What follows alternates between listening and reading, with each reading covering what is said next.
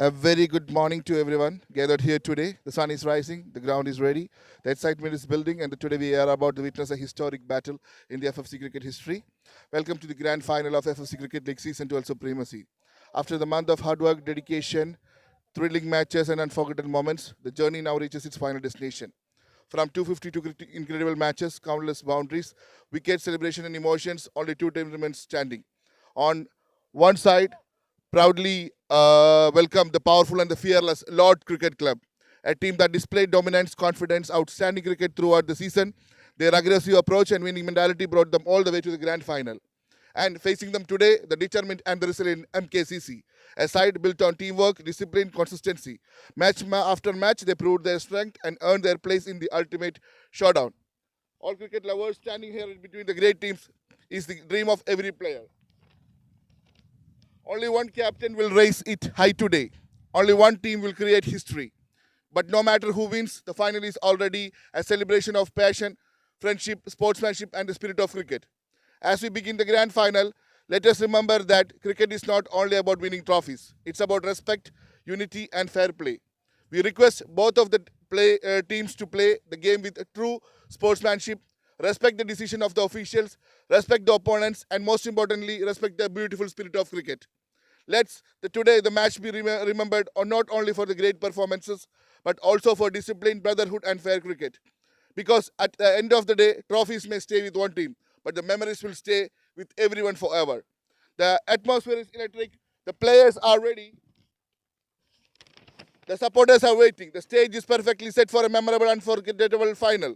Let us welcome the respected officials who will oversee this ground occasion with the professionalism and fairness. Let's welcome Jijo and Franklin, please. They'll be the officials will be deciding the final. Now, a huge round of applause for the umpires as they walk into the field. Now, moment officially began the final of the Cricket League Supremacy. May I invite the captain of Lord's Cricket Club, Binish, please come forward, and the captain of MKCC, Raviraj, please have for the toss.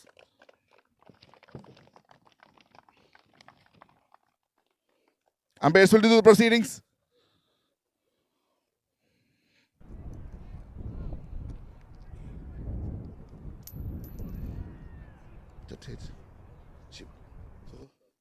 MKCC won the toss, and captain, what are you deciding? Field first. So the MKCC won the toss and decided to field first. That's the news from the center. Come on, guys, let's go for the final.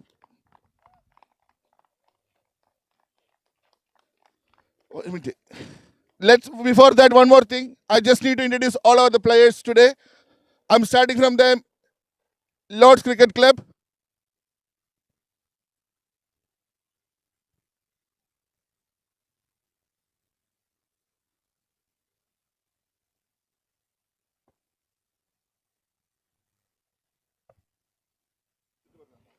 Clindo.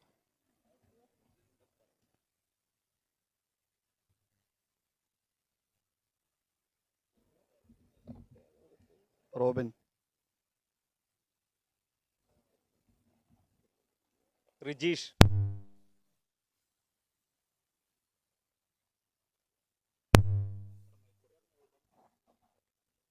Mustafa.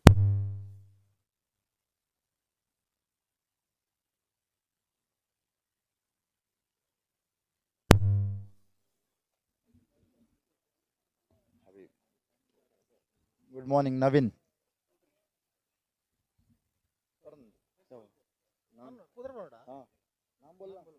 Bilal Sheikh. Raviraj. Sunil D'Souza. Simon Naskanes. Rajashekar. Jasmine Patel. Sujit. Rocky. Mitesh. Jishnu. Saurabh. Yatish. Ellen. Rajesh.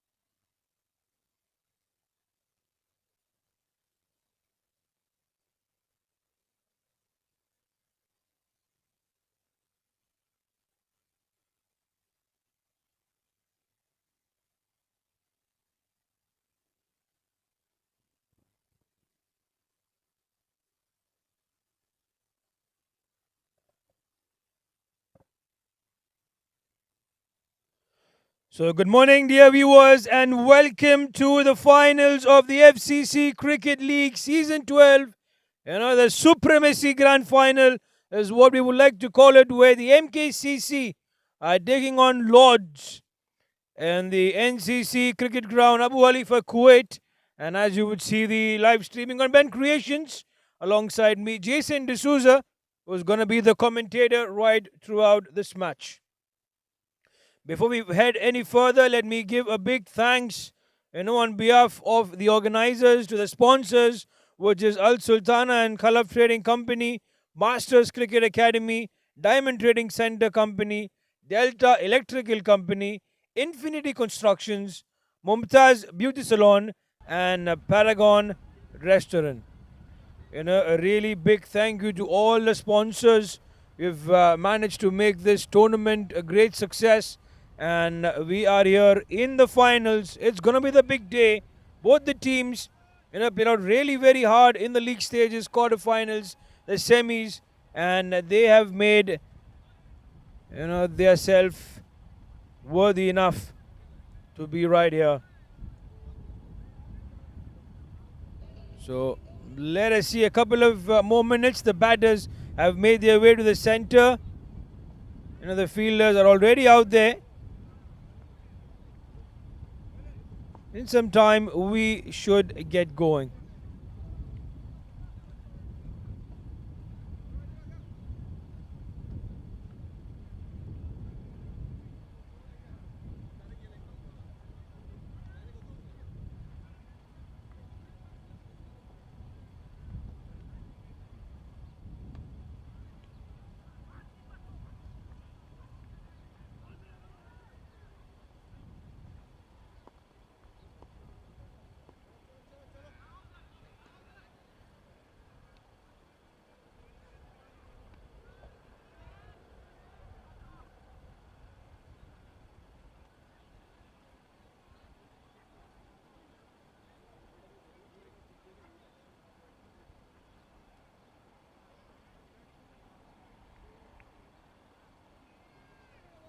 It's a 16 over side this, the finals, the big one.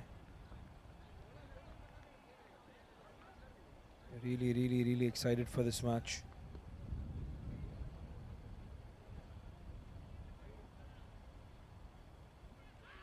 Some discussions happening out there in the center, and surely we should be getting going. Definitely there's some, you would say, the updates to be done with the scoring official, and things will then be updated.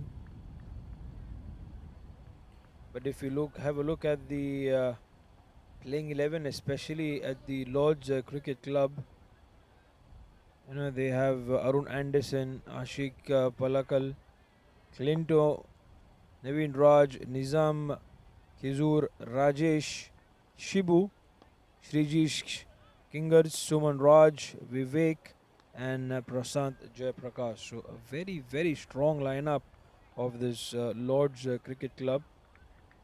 And we also will look at the MKCC.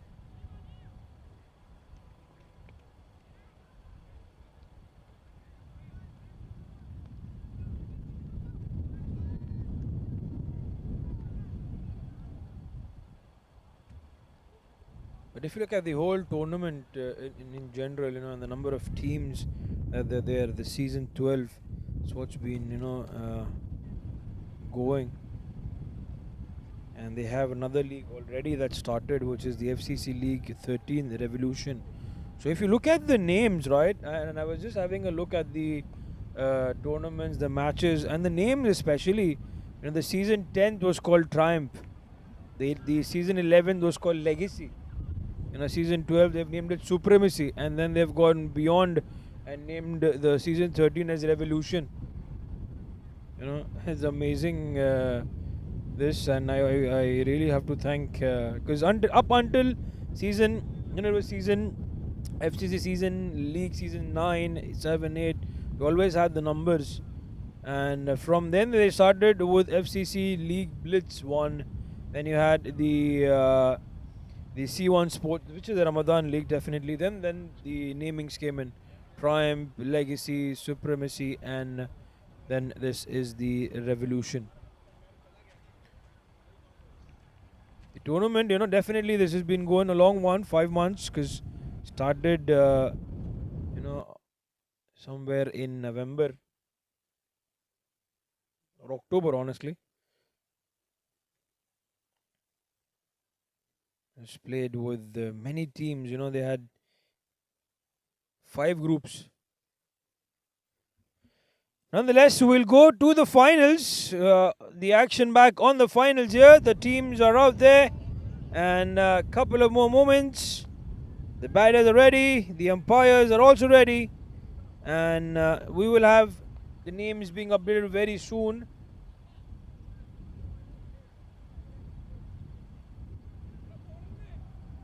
For the left-hander, there's 2 men in the deep on the onside.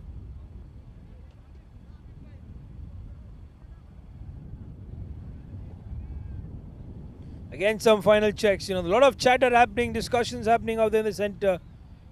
There's Rajesh Krishnagutti and Ashik Palakal. The 2 batters were out there.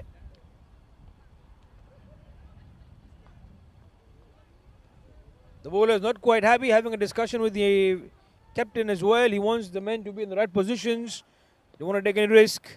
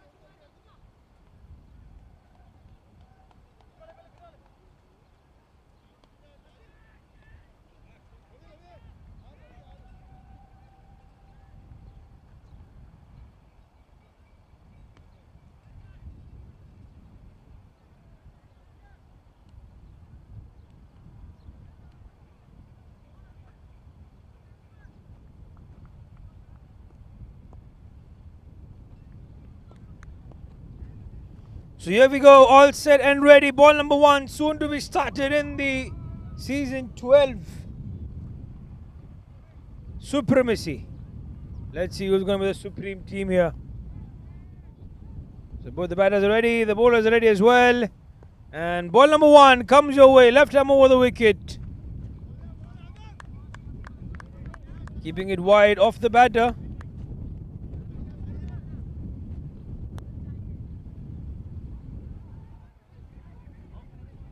So nothing to start off with. And that's Habib Khan, who's been given the ball in hand.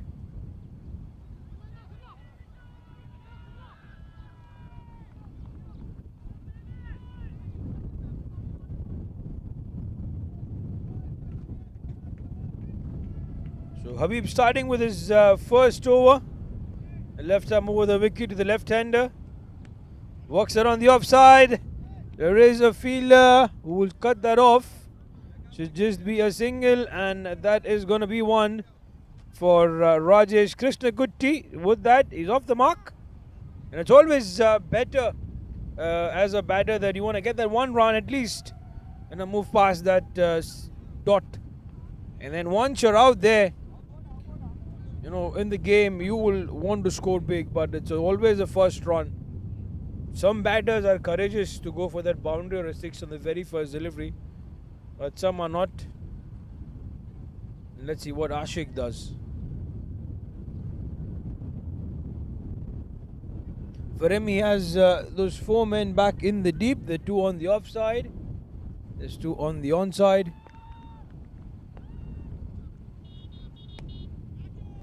Nothing to worry, there is a fielder who should cut it off, looking for the 2, but there's only 1. Would have been really risky had they gone for the second.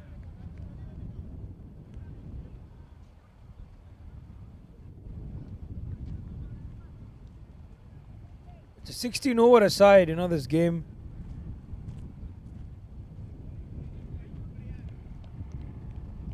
In the MKCC.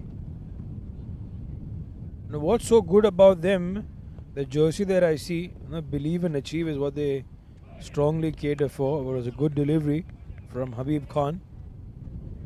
Believe and achieve. And they have the sponsor name on the right side of the shoulder, the jersey. And definitely their owner's name written on the left side. But in here, Habib Khan. 3 deliveries so far. The fourth one is also really very good.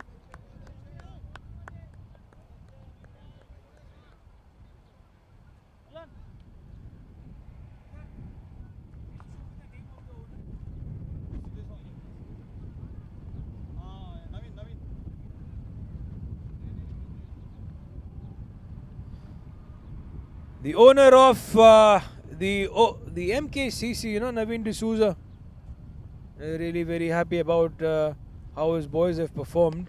That's right up in the air. That's coming towards the fielder. Is that going to be 6? That's been really well fielded.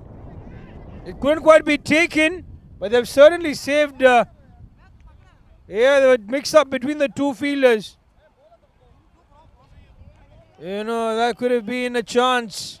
But nonetheless, it didn't quite go towards the boundary region.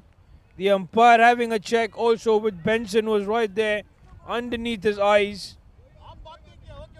The chance being let go. So nonetheless, only 3 runs coming in from that over. They don't quite seem very happy about how things have gone here. Look at that. There was those two fielders. The catch was there definitely, but what can you say? It happens, you gotta let go of these and try to forget as much as possible and move ahead. Otherwise, it could, hamper you and your performance.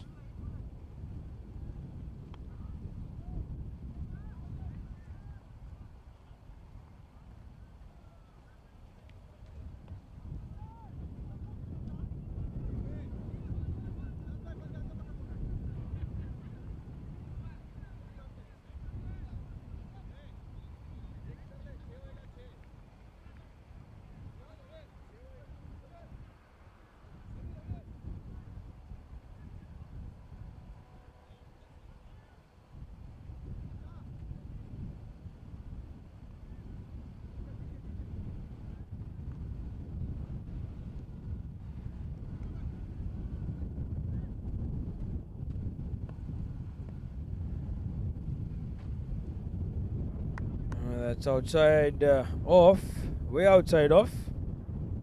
Start into a new over, number 2.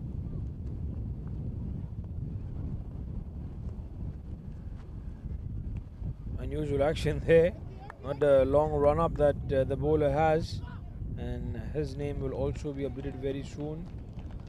And Naveen William is the man who comes in.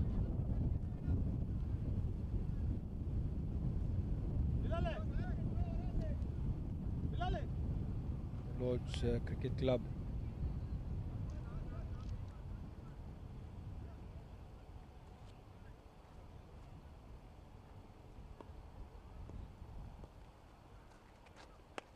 Low full toss, and that's gone. Yes, it is up and over for a maximum. It was really a good shot from Rajesh Krishna Kutti because Naveen William gave that ball. It was a full toss opportunity, and Rajesh Krishnan has made good use of it. So this will break the pressure that was building of not being able to get those runs, and all of a sudden the score now has moved on to 12. Naveen Williams started off with a wide, then a couple of runs and a big maximum here from the bat of Naveen. Rajesh Krishna Kutti, and he would like to move on. Getting more runs in the over. Are they going to target Naveen? He's hit that so hard that the ball literally left the ground, and They are searching for that, so it's gone far away.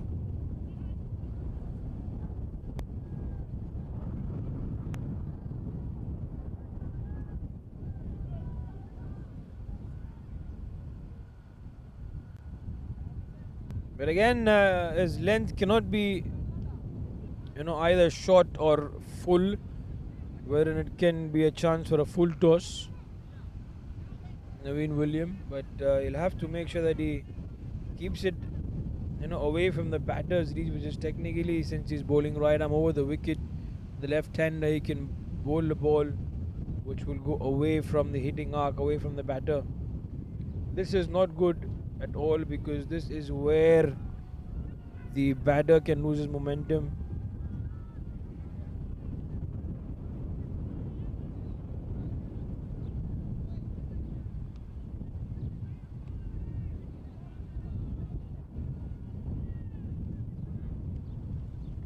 It's gone that far away that they aren't able to retrieve it.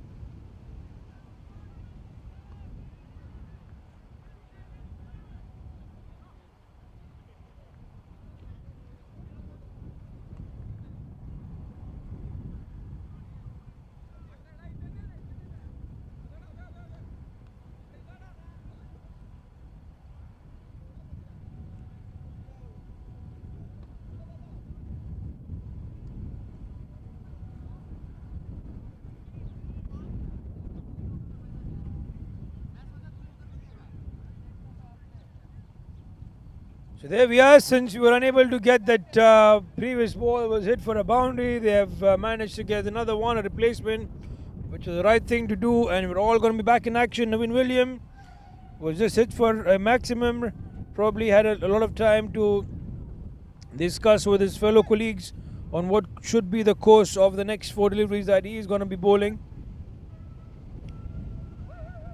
We're all set and ready. And here we go.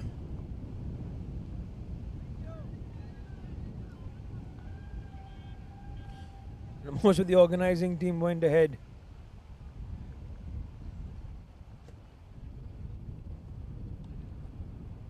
To search for that ball. I think finally they managed to get that one.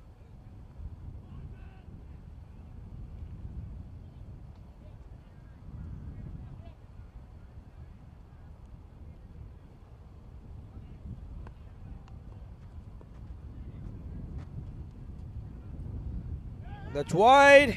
Again, pressure speaking on Naveen. And that's how you could see.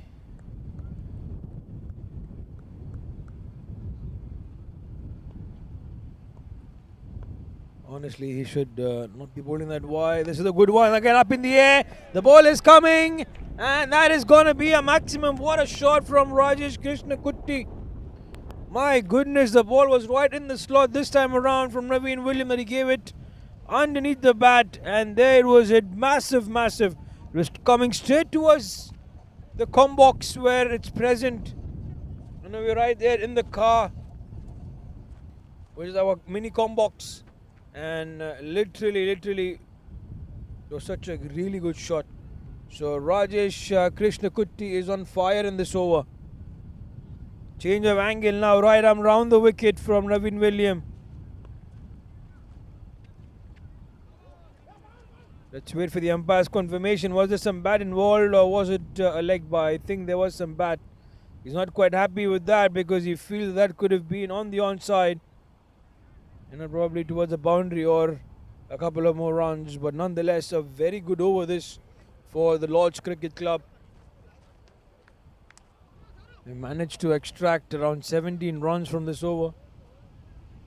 And it's still not done. We still have 2 more deliveries left.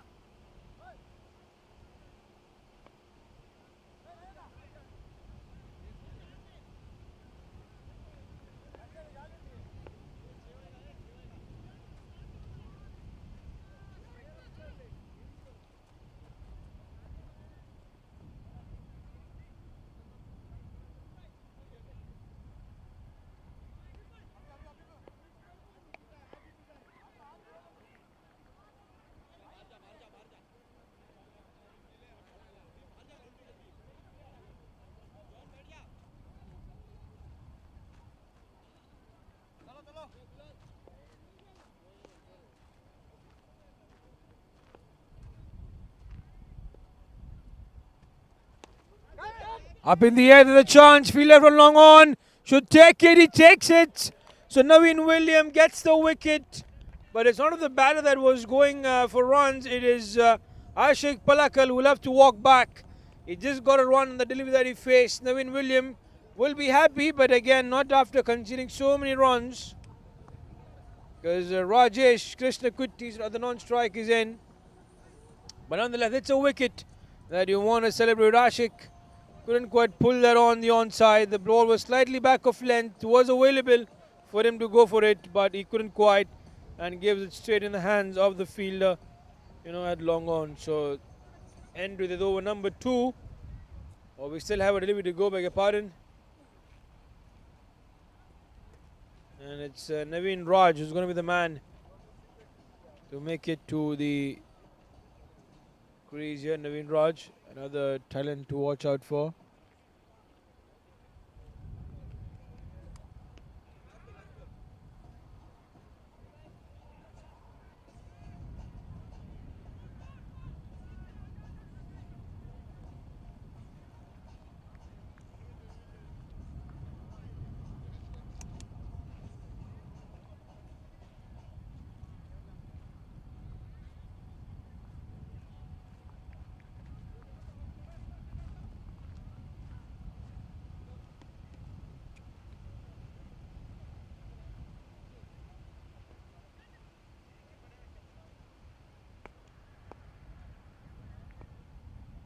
So there we are, the last delivery right around the wicket.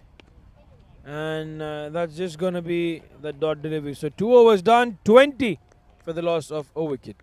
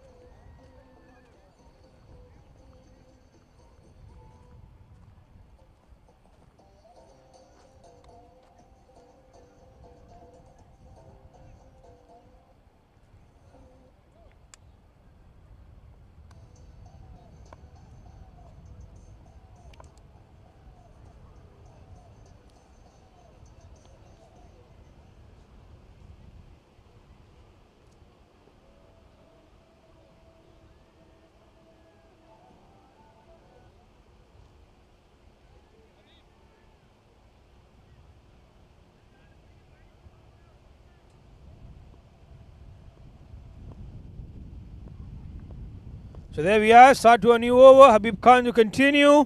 And Rajesh Krishnakutty has played that well. The fielder should stop it. They want the second there, but there's not going to be available. Would have been very risky for Rajesh Krishnakutty to go back for the second. And Navin Raj with the sensible thing of not going for that additional run, keeping it quiet for just for a single. So as you see, the 4 men or the 5 men in the deep. But there are more than 5, so I think the rule is exactly applied of that 20 over format. They just have those 3 men inside the circle. They have 6 men out there in the deep. There are 4 on the onside. There's 1 at deep backward square leg, another at the deep square leg position, deep mid wicket, long on, and on the offside there's 1 at long off and a deep extra cover. It's a good one, good delivery so far from Habib Khan. Navin Raj is flirting with danger on that time. Lucky he did not quite get the outside edge, otherwise would have been straight in the hands of that wicket keeper. Was waiting for the ball to come towards him. What I want to believe is for the MKCC to kind of bowl your overs quickly, because they've been taking the time in. They have to make sure that the batters who are going to come up are not quite exhausted, because you're fielding 20 overs, and then if the Lord's Cricket Club managed to get a big, there was big runs on the board, and for the MKCC top order, it's going to be really a challenge. So I don't know who's going to come out to bat here in the first top order. So if they are bowling here, then it can be a bit difficult. But these are athletes. Fielding 20 overs and then coming out to bat and scoring big runs is not easy. And reminds us of the matches that we've seen in IPL. It's a flat wicket, 200 as a score was looked at something big, but now 200 is easy. Every team every other day manages to get 200 runs on the board. But as we speak about that, Navin Raj, what a good shot, a reverse hit altogether. The ball was straight, and he's such a man, very effortless it was. He doesn't quite look panicked at all. He comes out with such calmness, and then early on in his innings, he's played the reverse hit and on towards the boundary region. So good one from Navin Raj, and also you would say a good one from the over, because only 7 runs came of it. So 3 overs done, 27 for the loss of a wicket.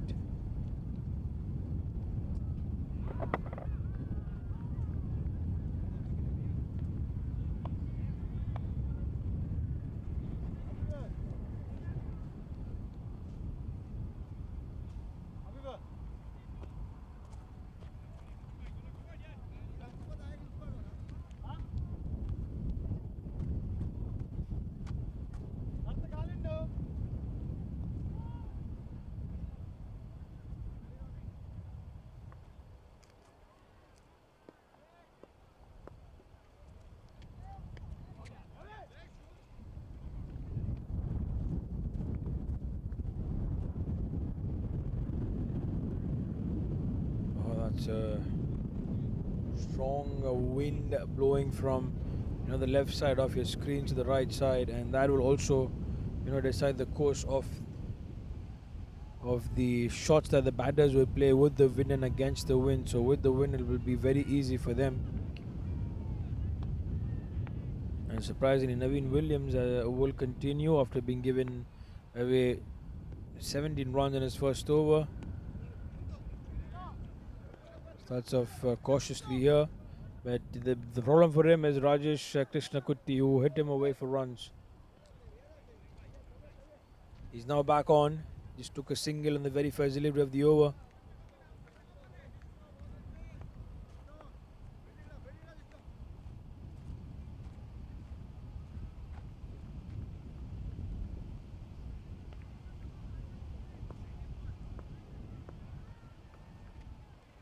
Trying to go big. Is that an appeal?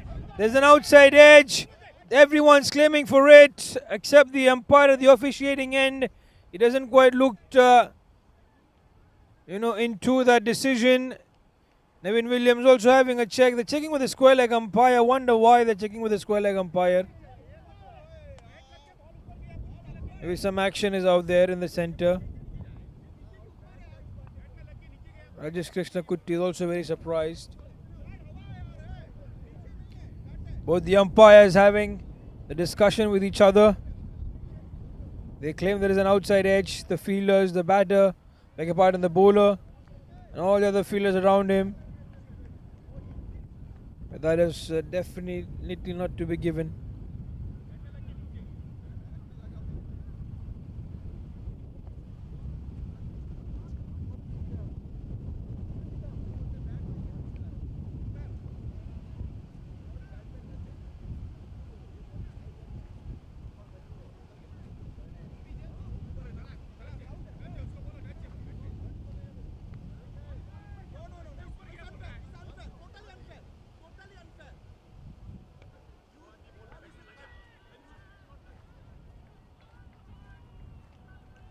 They're just trying to put the umpire under pressure. There's strong reactions from all the fielders. I think they have to respect the umpire, and his call. If he hasn't heard that nick coming out from the bat, from the bat of Rajesh Krishna Kutti, then they got to accept it. The way they're charging on to the umpire is not something that I really like. No matter you're in the finals or whichever phase of the game it is, you got to respect. They can ask their questions. Definitely, I would not say that they wouldn't ask or have the concern, but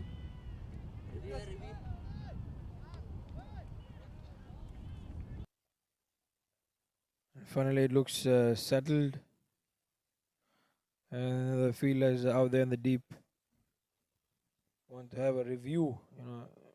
Definitely there wasn't. You cannot hear the nick.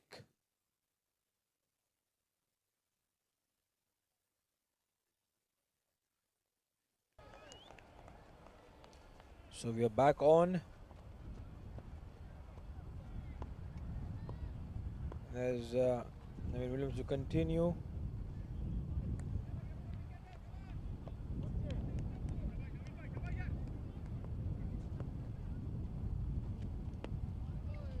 Looks on the onside. Rajesh Krishna Kutti, not quite in the balance that he wanted to maintain. So far, this over has been good from Navin. He hasn't quite given away those runs that he had given in the very first over of the match for himself, the second over of the match for himself, and the first for him. Now adjusting the field, the left-hand combination is making things tough with his line and length. There goes Navin Raj. There's a fielder back there in the hands of that fielder. Navin Williams gets another wicket. He manages to pick wicket number 2. He's delighted. That ball went straight towards him. It's a big round. So Navin Raj didn't quite get the power behind that shot, and it was straight in the hands of the fielder in the deep. They are celebrating the wicket. They know how dangerous Navin Raj can be had he been out there for a long time. He doesn't quite look happy, Navin Raj, and he should be, because he hasn't quite made the impact that he would have wanted. But the MKCC are celebrating. Every wicket they will enjoy. But it's a long batting lineup for the Lord's Cricket Club, so it's not yet done. They have Clinton Anto, the star power, yet to come in.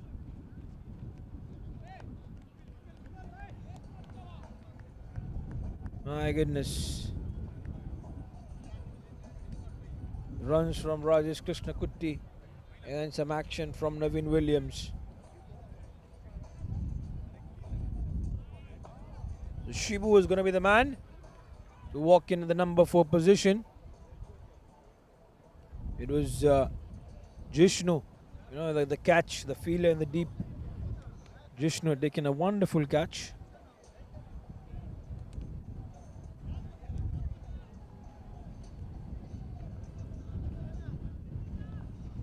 And he also could have taken that catch of Rajesh Krishna Kutti when he played that up in the air, and Jishnu was out there in the field where he had a mix-up with his fellow colleague who's coming in from the long-on region.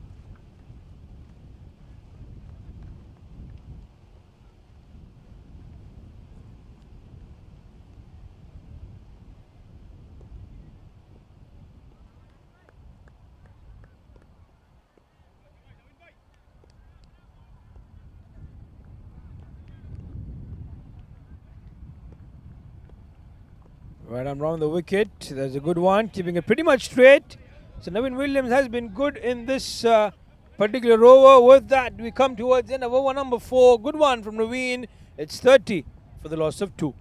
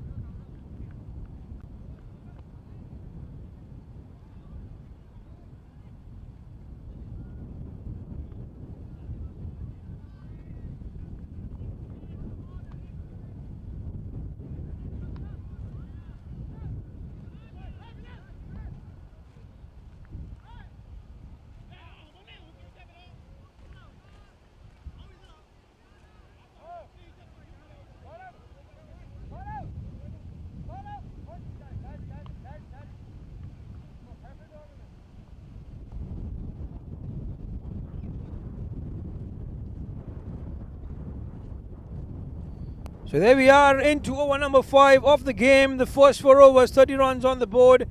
Rajesh Krishna Kutti is on strike. There's going to be Saurabh Janardhan Shetty.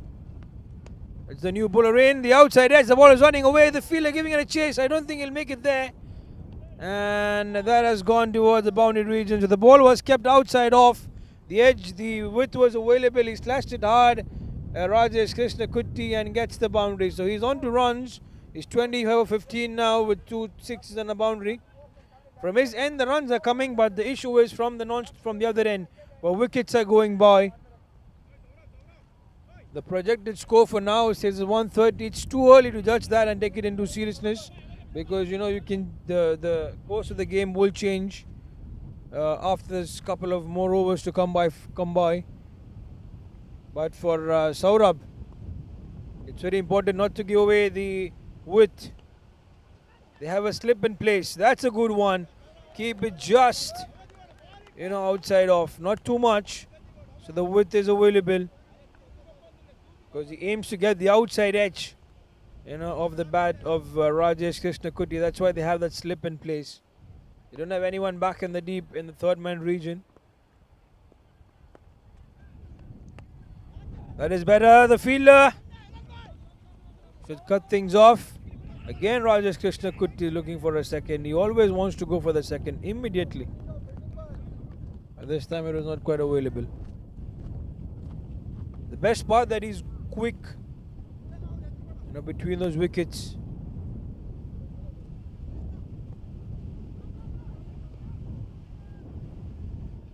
He runs that very first the opportunity and then waits for the second to be available.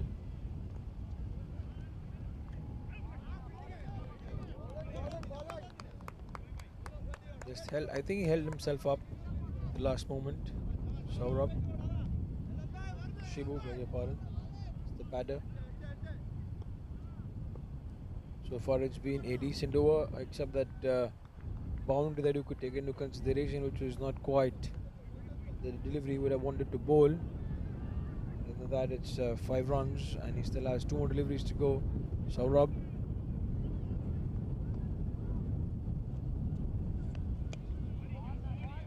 Inside edge was a good delivery, straight up, wide in the block hole. This is how you want to bowl.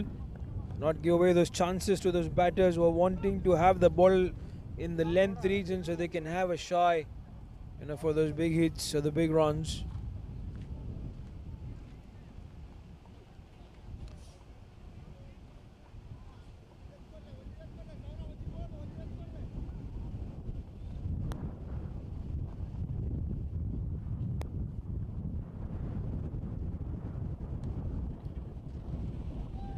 Plays it on the onside. The ball is running away. The fielder giving it a chase. They will stop it. Good work done by the fielder to pull that ball back inside the boundary, inside the ground. They take a couple of runs, so that it will be so end of those 5 overs.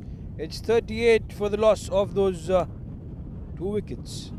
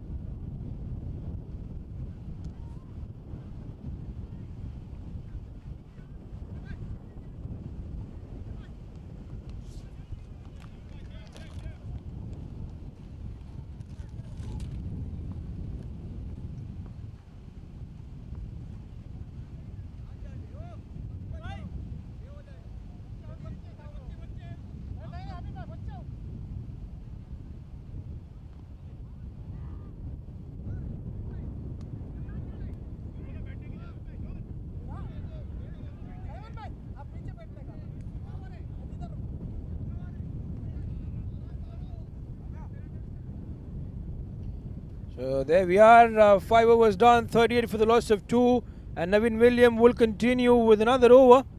Right arm round the wicket. This time it's gone up in the air. Is there a chance? Well, this time there's no chance. That's a 6. That was a beautiful hit from Shibu. Navin William thought that he has an opportunity, but the mistake that he did was give away that length. Bowling right underneath the bat. That's not what he would want to bowl to Shibu, because he has those fast hands, the power that he possesses in those forearms, and because of which the ball went away a long distance. So 5 overs have been done. It was 38 and over number 6 in progress, and the score moves on to 44. A good start to the over.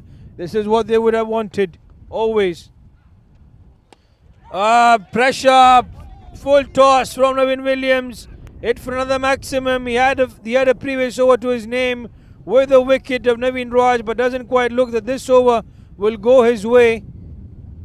A length delivery on the first occasion, a full toss on the next, and the pressure will speak now, because he has 4 more deliveries to negotiate. Wanted to pull the slower one in, try to confuse Shibu, but Shibu is smart, and he will stay rock solid in that position. He will wait for whatever comes in. I think he has a change of angle again. Right arm over the wicket this time. Will that change anything for him? Navin William.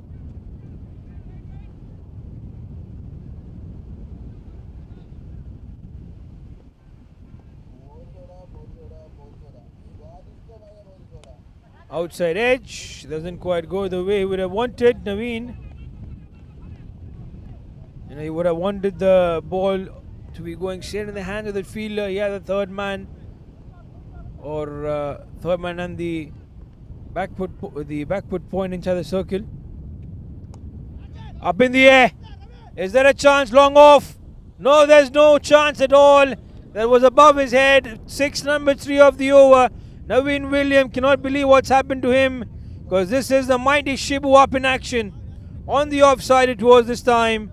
And up and over the long off field, a wonderful shot. They wanted this over to come by. They want to release the pressure from the last couple of overs. And what a man to pick out for. There's an appeal. Is that a wicket? It isn't one.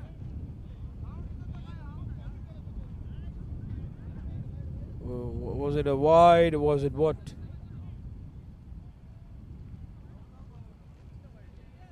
Quite see the signal being clear from the umpire. Yeah, that's been given as a wide. Yeah, that's a wide called. So Navin William appealed for that wicket.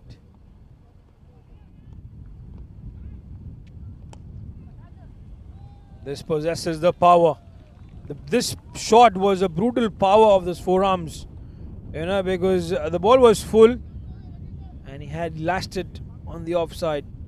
really well in between the two fielders. So what a good over this is turning out to be. He doesn't quite believe what's happened here, Navin Williams. Absolutely 3 sixes, a boundary, and yet one more delivery to go by. 20 plus runs coming in just in this over, and with which the projected score has jumped to 168, and they can get there. 168 is not going to be that tough for the Lord's Cricket Club, because they have those batters. They have Shibu, they have Rajesh Krishnakutty, they have Clint Andrew to come in. That's another wide. Pressure is picking on Naveen.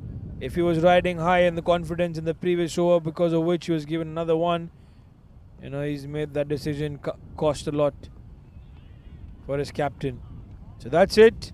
At least it ought to finish things up. 6 overs have been completed. It is 62 for the loss of those 2 wickets.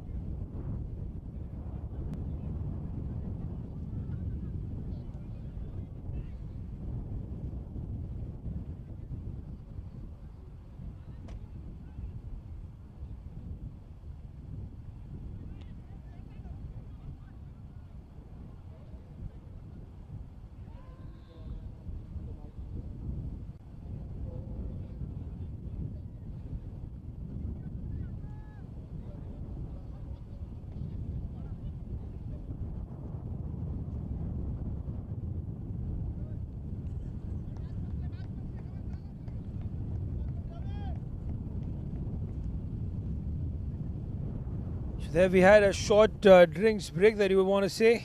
62 runs for the loss of those 2 wickets.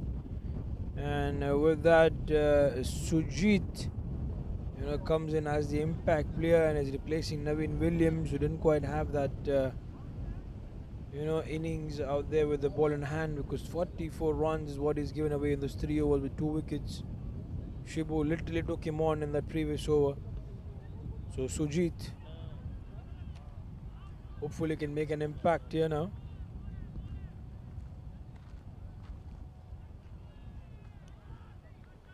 So Rajesh Krishnakutty is going to be the man. Be on strike. He's been out of action.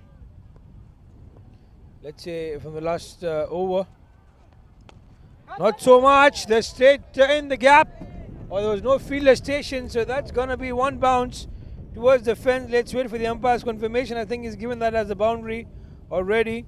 Saurabh Janardhan Shetty, to continue. But runs comes in, yes, that is a boundary. So 1 bounce towards the fence. So 66 runs on the board. The runs are coming in from both the ends now, and that's a sign of worry for the captain of the MKCC, because this is not what he would want. The MKCC feeling the heat now. The Lord's Cricket Club are marching ahead with those runs. 170 easy now for them.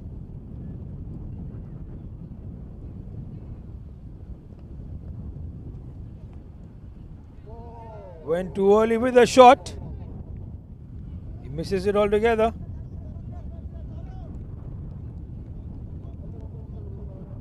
Wanted to flick that away on the onside.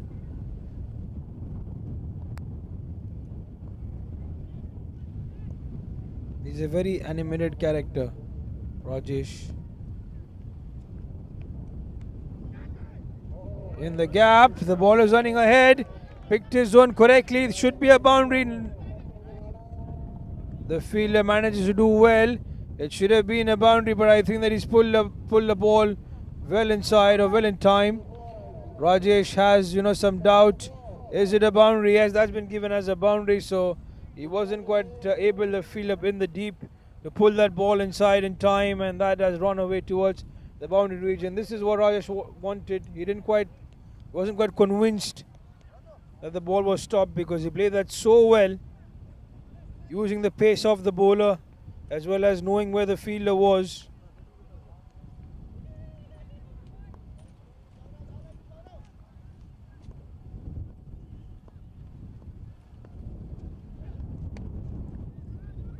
Plays it on the onside, straight towards the man. Not too happy, Rajesh. He felt that he missed an opportunity. Saurabh Janardhan Shetty, though, has been also gone for runs. There's been 10 runs so far from his 4 deliveries. He has 2 more to go. Can he get more? Rajesh. He certainly will get more because that's a 6. That was flying for a maximum the moment it left his bat. Was right in the slot. Again, a poor one from Saurabh, giving away that length, an opportunity to a batter like Rajesh Krishna Kutti, who smashed 2 6s already, and he gives him the opportunity to go for another one. So 3 6s and 3 boundaries. Rajesh is on 42 of just 23, a strike rate of 182. What an innings so far. 1 more delivery left in the over. It's been 14 runs already. Really, really expensive situation, and the captain of the MKCC will really have a lot of thinking to do because the bowlers aren't able to stop those runs.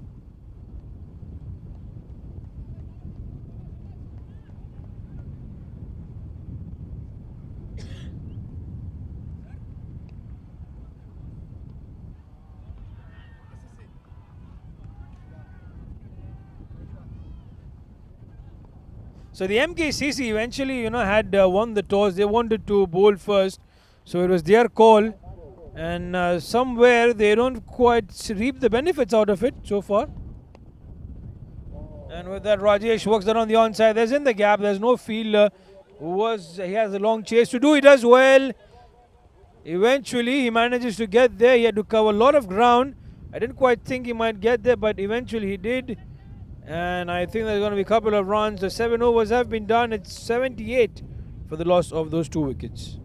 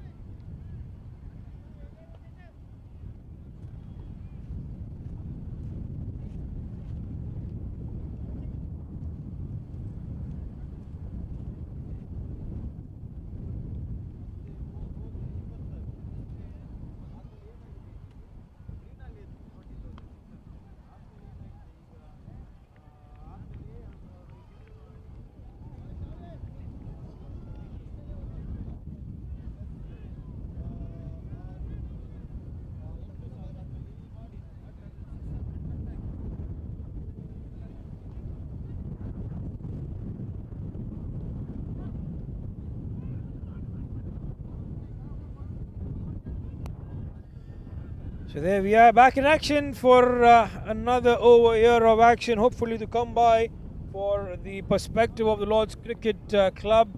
Over number 8 in progress, and with that we're going to have a bowling change. There's Jasmine Kumar, who's been given the ball in hand.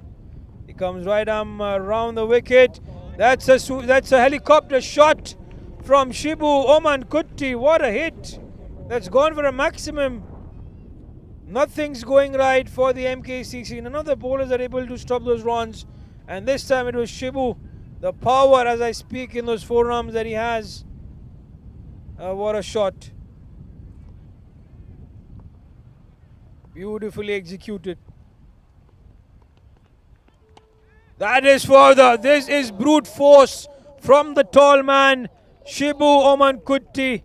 The length delivery from Jasmine, and he has to pay a price. He cannot be let go of, from Shibu for bowling that length.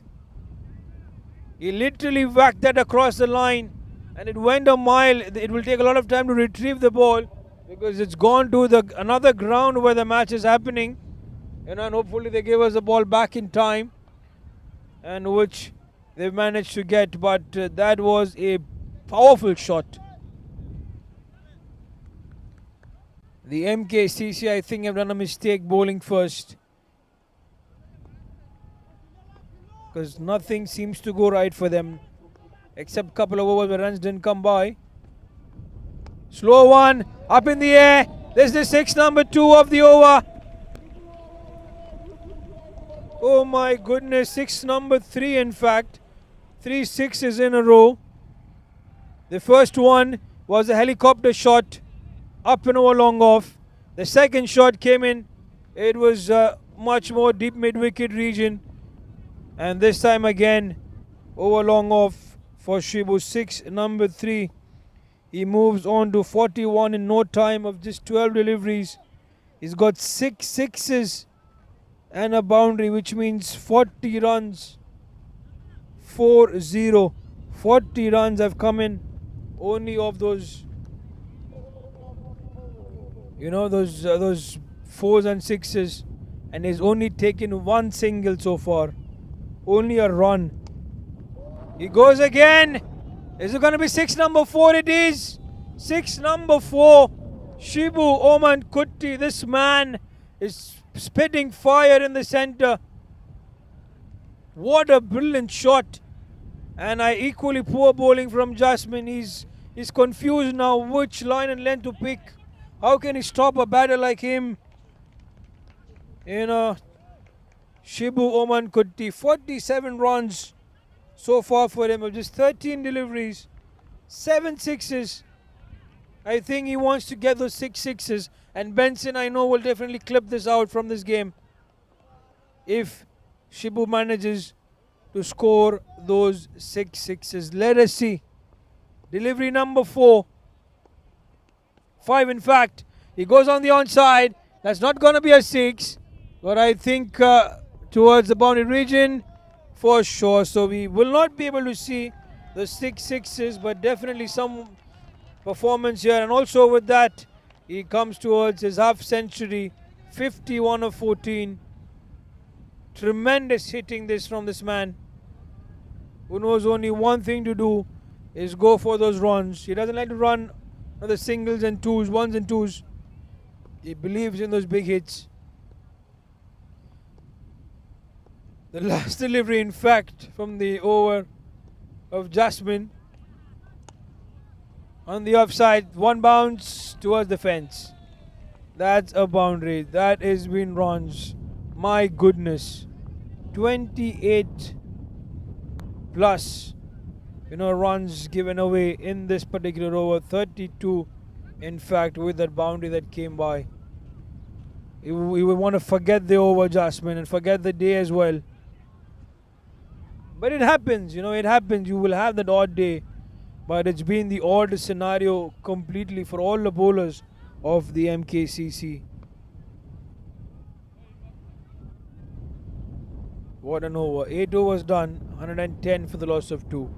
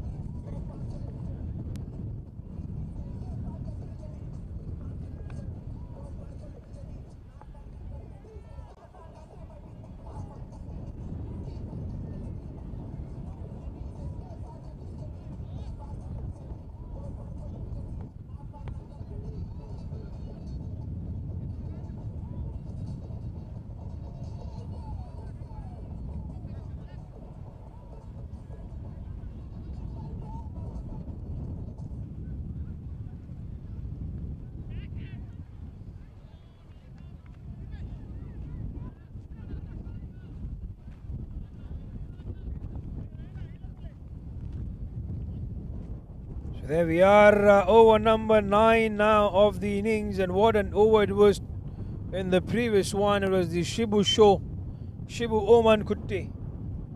He gave us what an exciting over to watch. Those 6 deliveries were really brutal hitting, and Rajesh Krishna Kutti for the longest time now has been off action. Another bowling change. Arokia has been given the ball in hand. He will come around the wicket. The left-hander.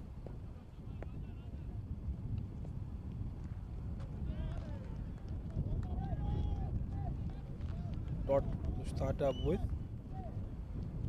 Hopefully he can maintain that, because maintaining it is really important.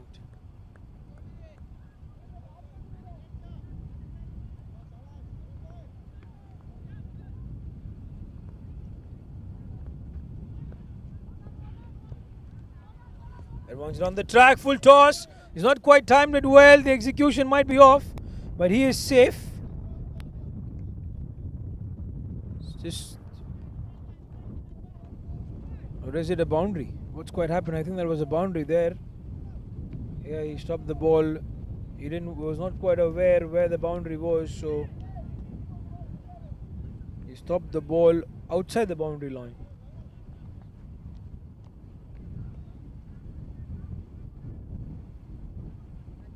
Two more runs to get to his half century for Rajesh.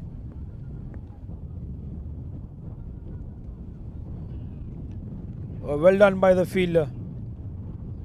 He certainly saved 3 runs, because that ball would have gone for a boundary had he not stopped that ball. And with that, you would see that the shoulders of the MKCC have already dropped, because they're looking at a big score to chase now. Definitely 200 is what the Lord's Cricket Club will get. They have as many as 7 overs to come after these 3 deliveries. So 7, which means 42 more deliveries to come. And with the power that both these batters are going with, Shibu and Rajesh Krishna Kutti, you can expect them to get to that 200 run mark.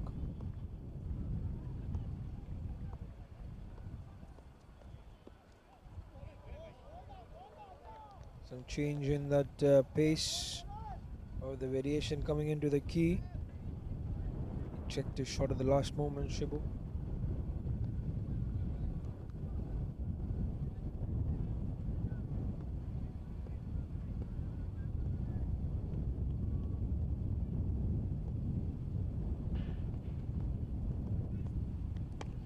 He's gone though this time. Shibu is confident for a 6, and it will be. When he's confident, you know that that ball is gone, no matter looking for it, because he has so much of power behind those shots.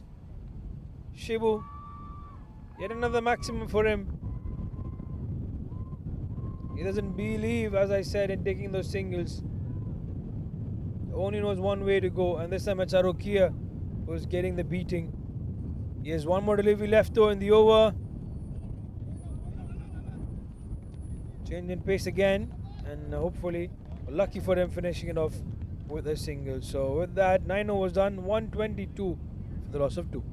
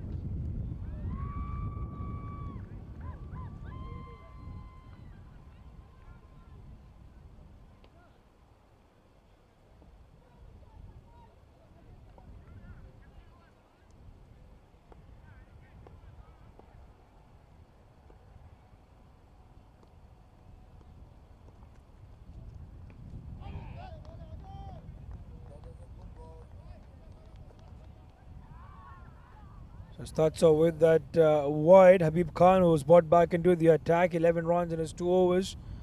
You know, he's been the only bowler who wasn't given away runs, and expected of him also to not give away runs but pick up wickets. He's up against Shibu, who goes on the onside this time around.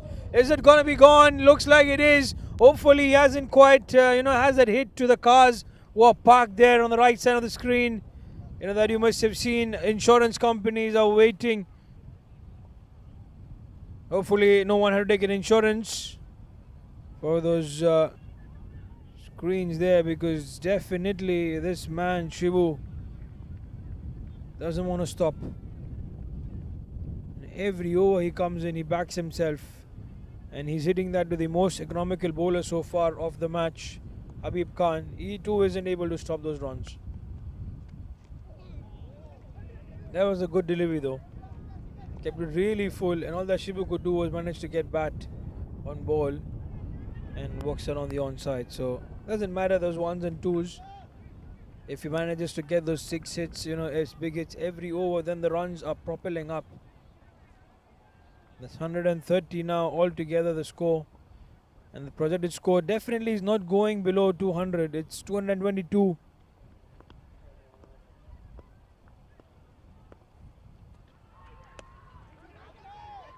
Should be taken, and it has been taken. So he's eluded off that half century. Rajesh Krishna Kutti did all the hard work, but off he has to go for 49 or 28 deliveries, 4 boundaries and 3 sixes, and Habib Khan manages to pick up and most importantly break this partnership that was brewing between the two guys, Shibu and Rajesh. But the problem still doesn't fade away for the MKCC, because they still have the danger man Shibu at the other end,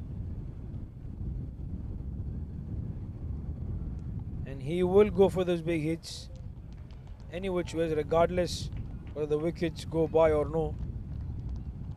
And as we speak, that's Suman Raj who comes out there to the crease.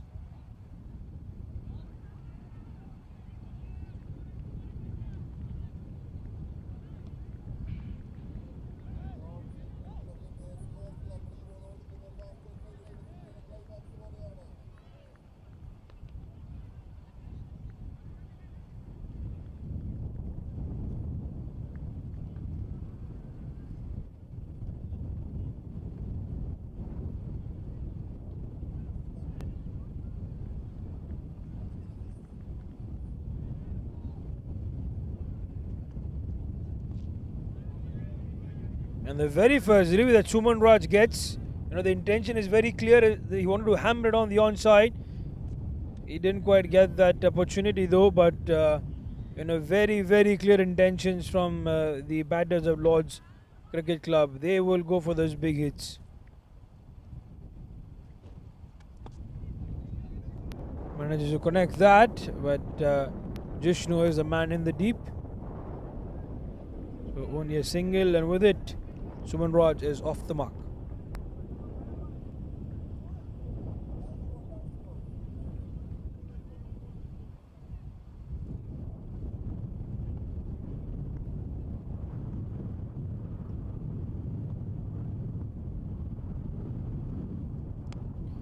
Oh, that's a power, that's X. That is flat, up and over the bowler's head. And nothing can be better for Shibu to play that in the safest area. Habib Khan, who had, expected that he would keep a quiet over, also has gone for runs in this particular over. 2 sixes that he had conceded, and that both of them to Shibu. So with it, 137 for the loss of 3, end of those 10 overs. We have the last 6 overs of the game, of the first innings. And how much more are the batters able to add? 63 more runs and they get 200, which is very gettable from the way Shibu has gone about his business.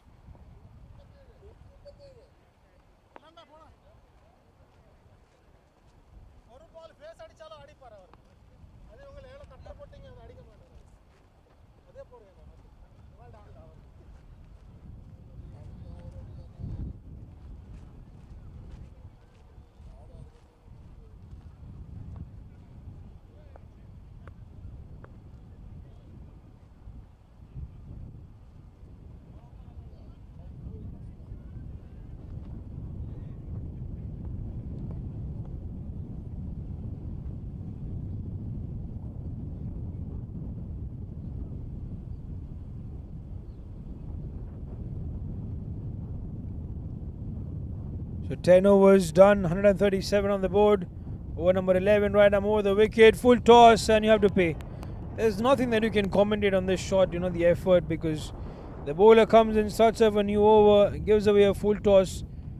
Arokia was given another over, and he comes in to Suman Raj, tells him to hit him straight away. Nothing at all is going right.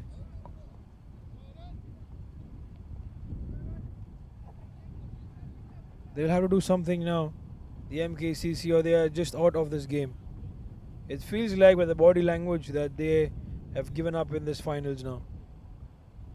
Unless they have those batters, which they might, who are able to get them to that score. And the way the Lords Cricket Club have gone about their business, the batters, the first four. Though Navin Raj and Ashik disappointed us, but it's been really well compensated from Shibu.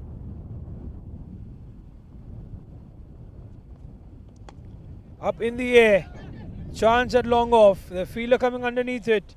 No, he wasn't quite there. It was high up in the air, long time. The umpire will definitely have a check, and that's a maximum. You got to take those chances whenever Shibu gives you, but again, it was very difficult for him. It was up and over. As a bowler, you have to change now. You have to do something different. Something has to work. It cannot happen that Shibu is just getting, runs against them with so ease.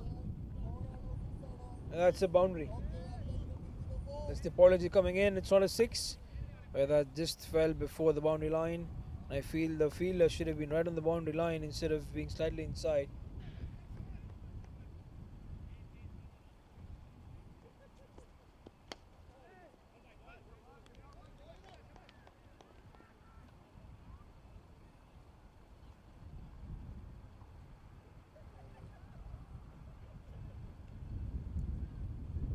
.47, loss of 3.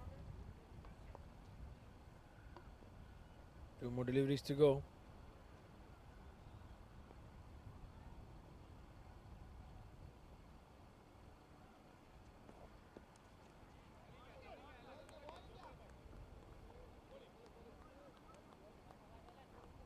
Important dot from Arokia, the last 2 deliveries to Suman Raj, beg your pardon.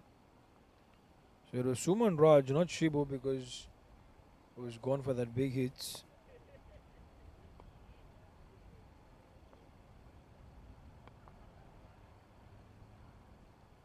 As per the stats, that says Suman Raj. Yeah, Suman Raj went for the big hit, not Shibu. So just the correction to be done here. 11 overs done, 147 for the loss of 3.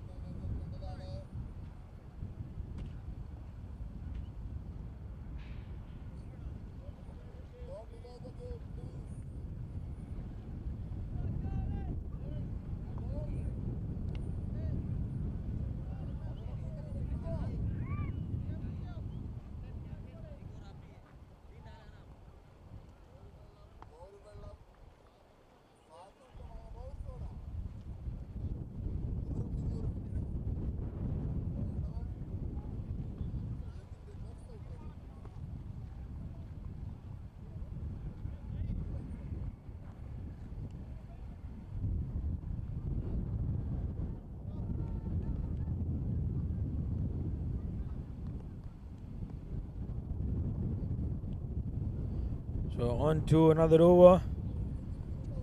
And the action up in the air. Shibu in danger. It's going to be taken, or is it not? It isn't quite. Shibu had given up, honestly. Oh, that's a wicket. That's a run out, is it? Yes. Unfortunately, that results in a run-out opportunity. Direct hit, and Suman Raj having to walk back. It was Shibu who had to be gone, because it was Saurabh who came in. It was high up in the air.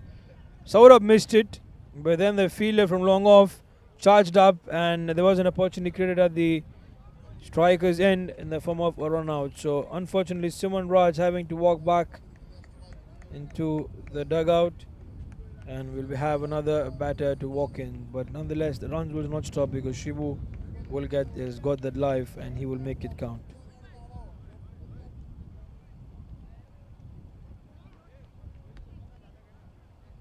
So Suman Raj departs for 11 of 8, a boundary and a 6 to his name.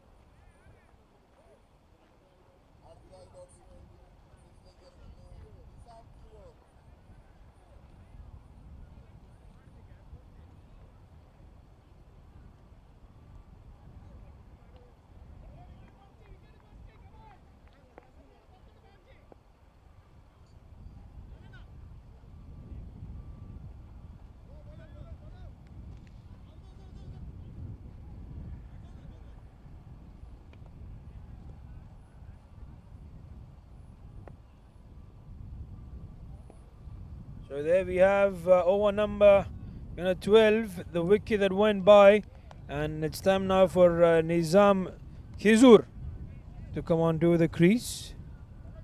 Nizam Khizur, the strikers, and this is the chance for the MKCC to come back in the game. Pick up wickets, don't quite give away things so easily. But as I just say that, it's a poor one altogether from Saurabh. And delivery there, Nizam making good use of it and smashes it for runs. So, it doesn't matter. Again, it's just regulation, I think, from the perspective of the batters of Lord's Cricket Club, because that was a maximum for Nizam. And he hit that so really well. It was a poor line, poor length from Nizam Khizur. Pitching middle and leg, the batter just had to shuffle a little bit, open the angle, and got that maximum in.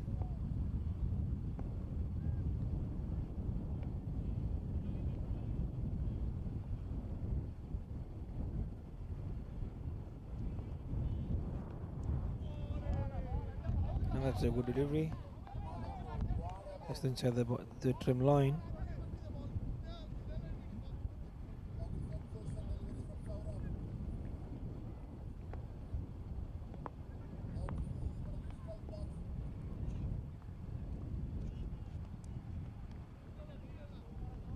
That's why the extra coming in. There's 4 more overs post these 3 deliveries.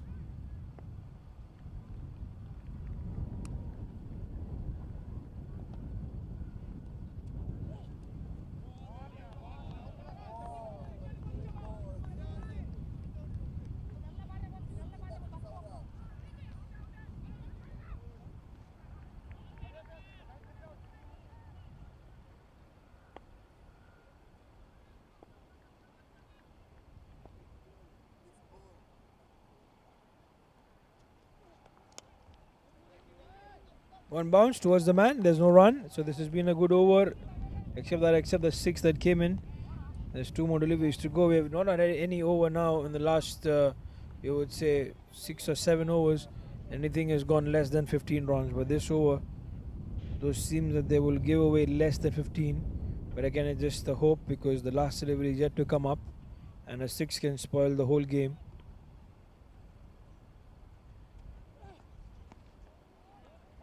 Is that a wide? What is it? Because the batter shuffled, that's wide and towards the boundary line. So 5 additional runs coming in. Oh my goodness. This is for the MKCC really very bad, in the big finals of the FCC Cricket League Supremacy. It's the Lord's Cricket Club who have so far looking to be the supremacists.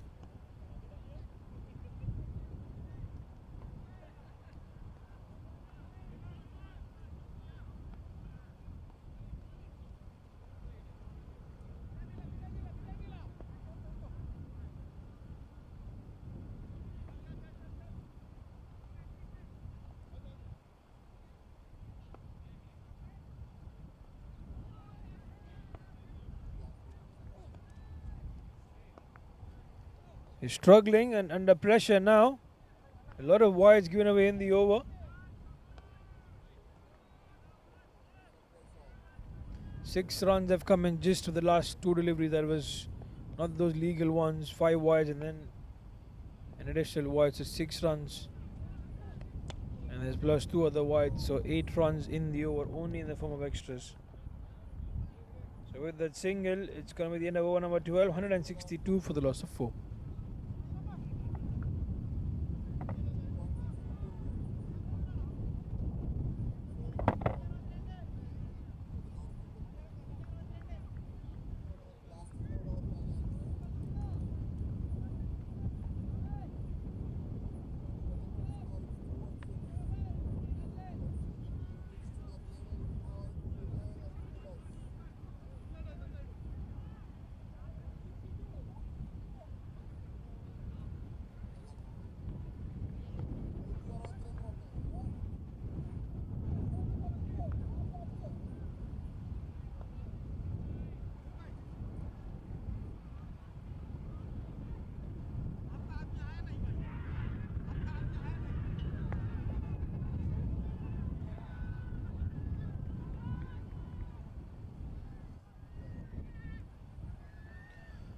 .162 over number 12. And Arokia to continue.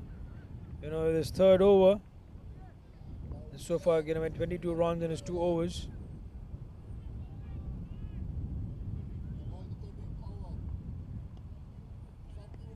Shibu 75 or 22 deliveries, a strike rate of 340.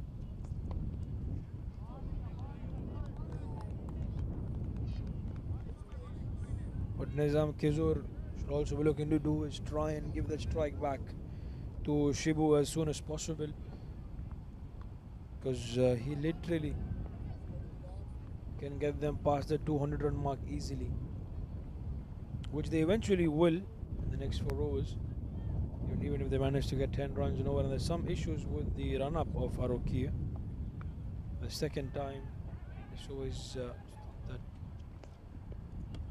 run up, good shot, flat and across the line. That is a boundary. So that is Nizam Kizur for you. If you're trying to bowl around, that the length is the key, and in tennis cricket, most of those runs are coming in on the onside. So they do have 2 fielders on the offside though, but again, if they can have more protection, because Nizam Kizur has shown that he can play the shots on the onside. He looks to be a batter that's much stronger playing in that region.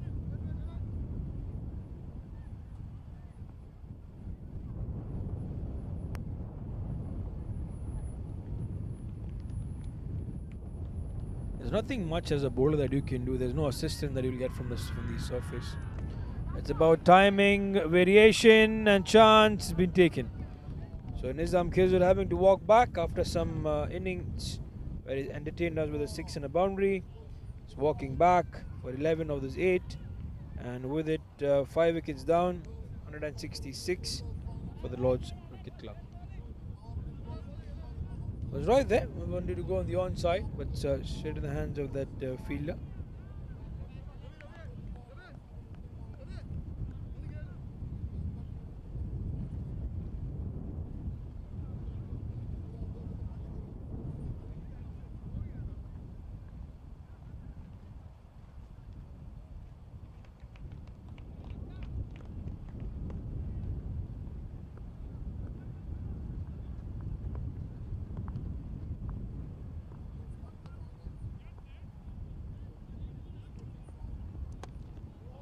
There he goes. There he goes. The very first delivery that Clint Duando walks in. He goes for a maximum. This is another, not talented. He is the most talented and one of the players that you don't want to face as a bowler. What a shot. Clint Duando, the Kuwait national, part of the Kuwait national squad.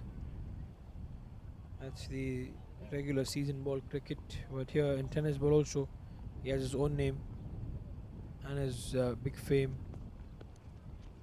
Slow one this time from Arokia.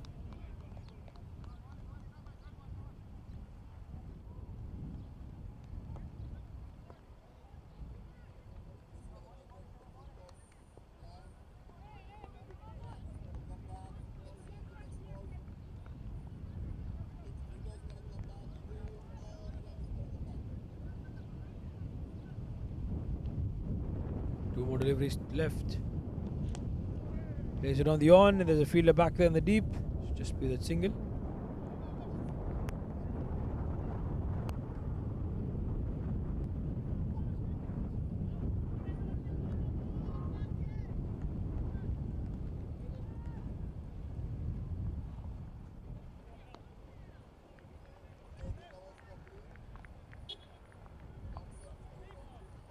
So 13 overs have been done. It's 173 for the loss of 5.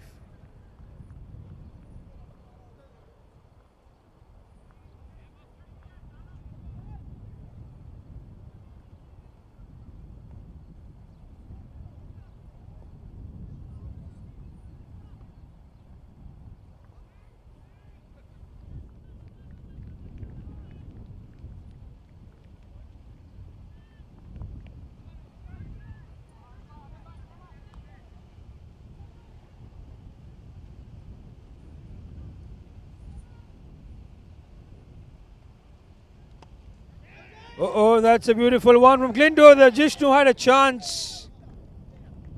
That was struck powerfully. And that's Habib Khan who creates the opportunity. Another over for him, the final one of his spell. 25 runs so far with a wicket in his 3 overs. Shibu. Is that a 6? Looks like it is. And that's the flattest one that he's hit. Moves on to 81 on 23.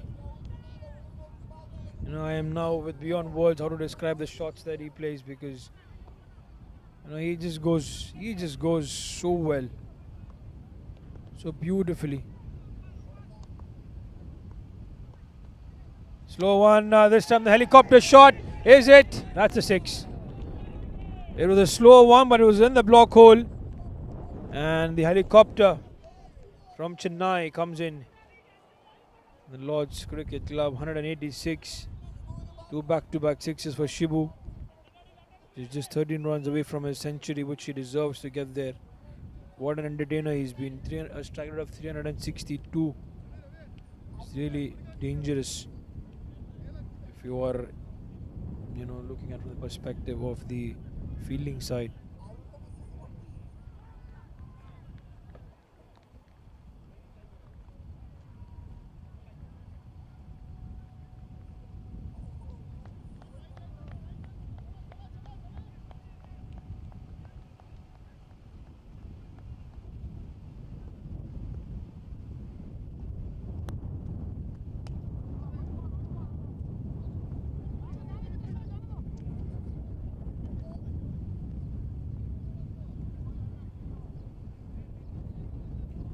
So 187 for the loss of 5. There's 2 more deliveries left to end that over number 14.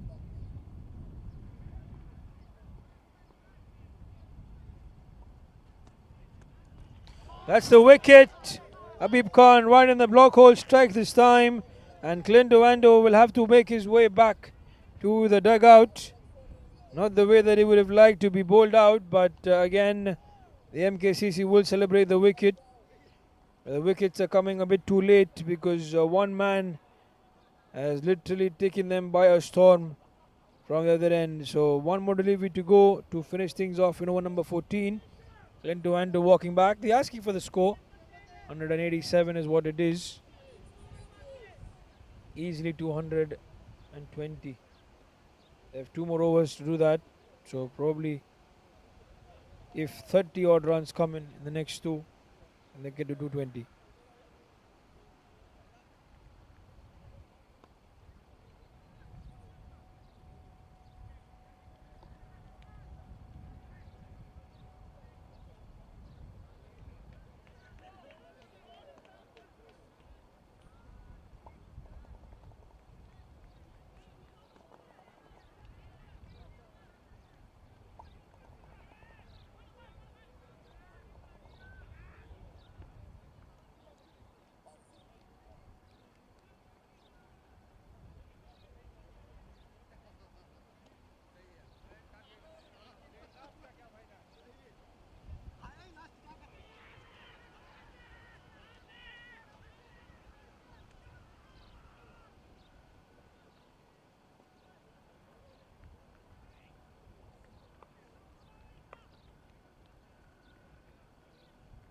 The last delivery, over number 14.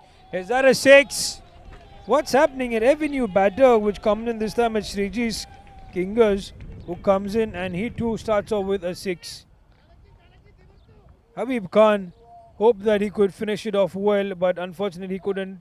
45 runs in his 4 overs with a loss, picking up those 2 wickets. So it was right there on the money though, and Sriji's Kingers manages to get the better. So the strike will now be with Shibu, who's 12 runs away from a century.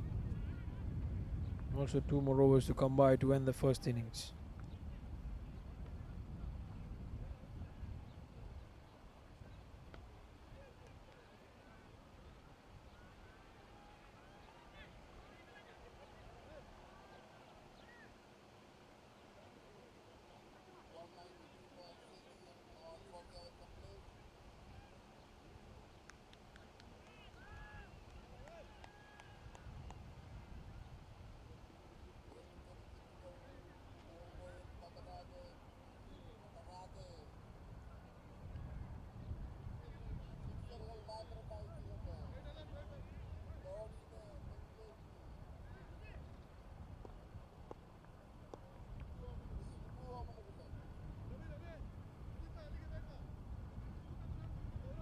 So there we have 14 overs done, 2 more overs to come by, 193 on the board. And Narokia to continue, 33 runs in his 3 overs with a wicket. Shibu on strike. And Shibu is gone. The very first delivery, he gets the opportunity. He goes across and he goes mighty big. He moves on to 94. Just 6 runs away from his century. It could be the fastest that I have ever seen in a tennis ball cricket, because 13 sixes he's hit so far and then 3 boundaries. My goodness. He's got 90 runs only with those 4s and 6s. He's just ran 4 as singles. That tells you the power that this man has possessed. The rarest of the dots that you would see from Shibu's bat. 1-6. He's looking for a 6 to get to his century. Could be the fastest, I would say, even internationally wise, because I've never seen, if he manages to connect one, a 6 being scored, 100 being scored in 28 deliveries. He might just get there. The fastest 100 that I have personally ever seen. 100 of just 28 deliveries, 14 sixes, 3 boundaries. This man is simply genius. And Arokia in this over has been paying the price for it. It was flat and it was power, because the ball was on back of length and only that kind of power. He's tall, he's strong, Shibu, and that's how he was able to get that 6. Everyone definitely is worthy of their congratulations, because he's just ran 4 singles and also assisting his other colleagues. But from his perspective, whenever he struck, majority 95 times, that's either gone for a 6 or has gone for a boundary. 90% of the time it's gone for a 6. It's just the 5%, those boundaries. On the leg side, that's wide. So the pressure, 220 within reach, and that's because of Shibu standing out there. So he scored almost half the runs for his side.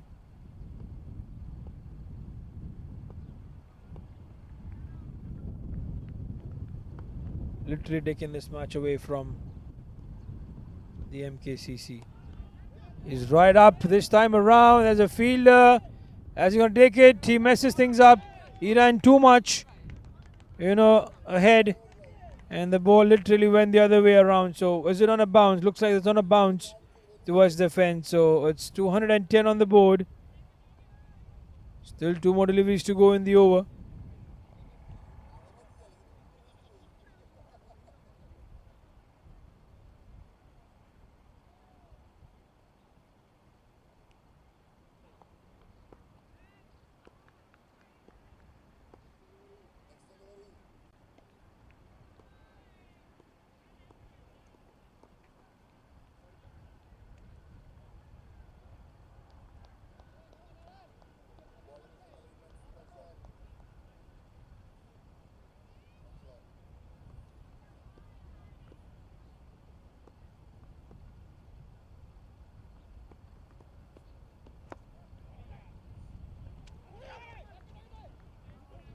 He'll take that single. Was on the block hole there. No chance other than a single to come in for him. But what a display of batting. Literally brute force from the batters. Despite losing 6 wickets, Lord's Cricket Club are in a very good position. They definitely are looking to win this match. The inside edge, finally Arokia might have the last laugh as Srijish, gets the inside edge and onto the wickets that he goes. So 7 wickets down now for the Lord's Cricket Club at the end of this 15 overs. We have the final over of the first innings to come by. 211 is the score. We'll have a new batter coming in, but he will be at the non-strikers end as Shibu Oman Kutti will be the man on strike.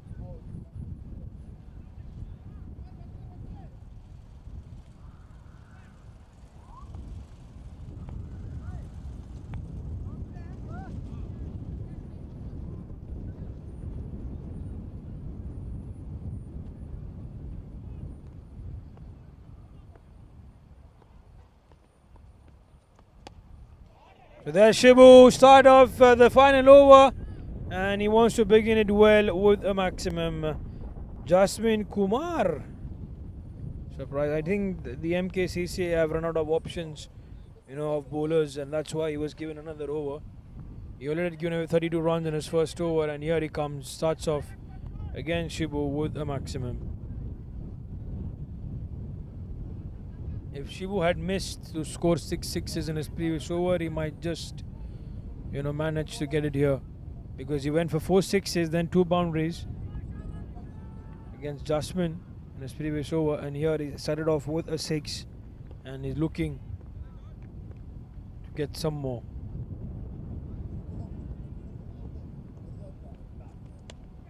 It's literally been a one-sided affair, this game. And that is a boundary. Or is it not? The ball stops just before the boundary line. They get 2.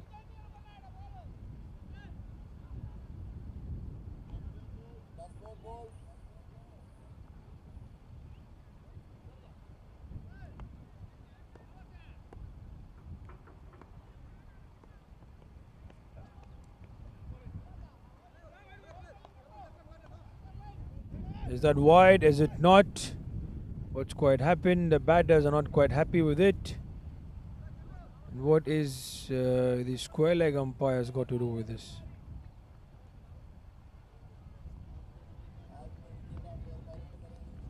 That's not to be given as a wide.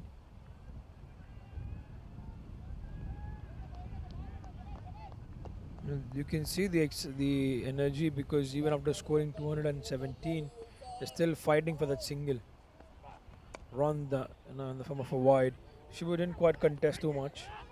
Looking for the second, they will get there. Looking for the third. That's good running. You cannot run 3 from that position. Oh my goodness, that's sloppy. And that's because of the lack of confidence that the MKCC now have. And this will tell you that even the batters will come out to bat, wouldn't quite be that confident. Because 227 or even 230 as a score to chase is not that easy. Where is he running, Shibu? He wanted the strike. So he runs. And it's Arun Anderson who didn't quite face a delivery, or he faced this one, will have to walk back. Or they haven't plucked those wickets, surprisingly.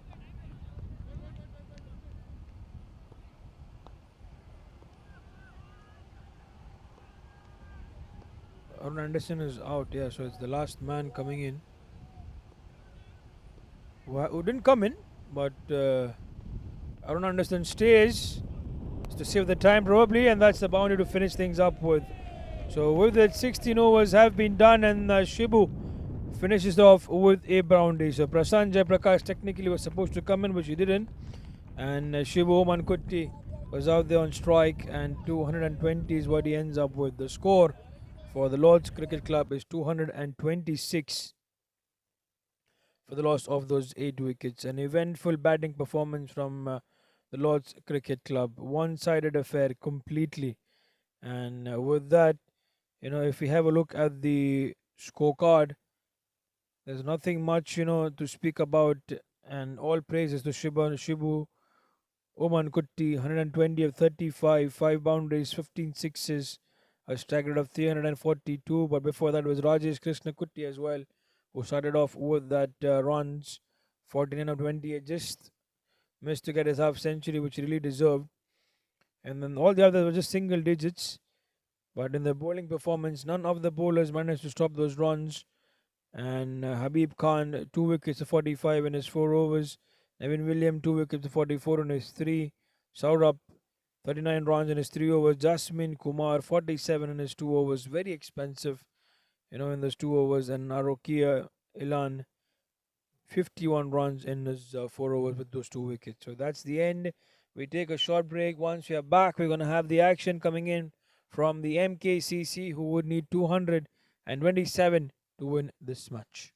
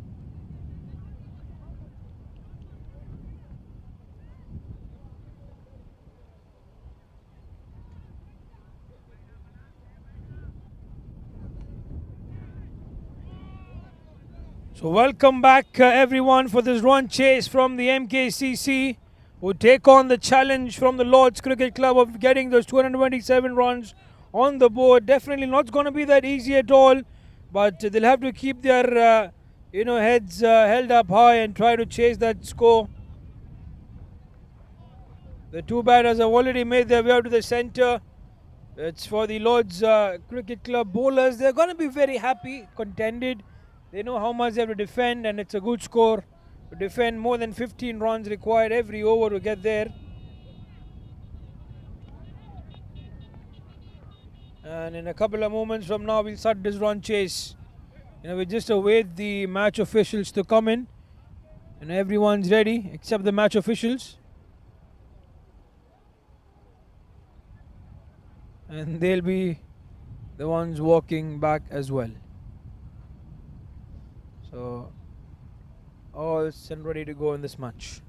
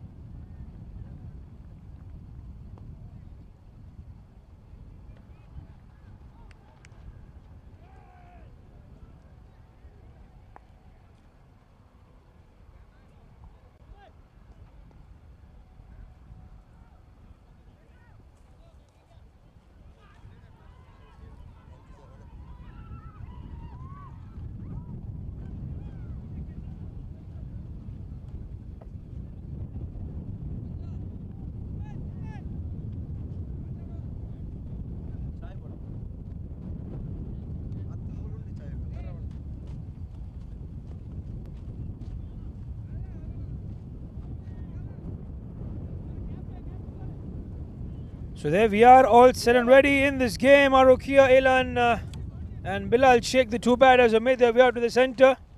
And here we go, ball number 1 comes your way of the run chase. He ran a bit too much. Missed his run up completely.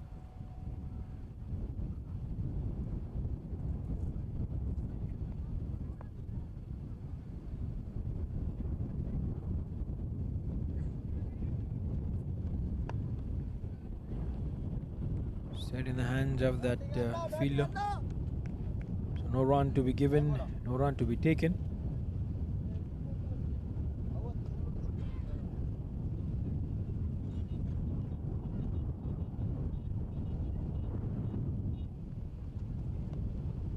Oh, play and a miss. That was a play and a miss. So for the MKCC, there's Sarath Balan.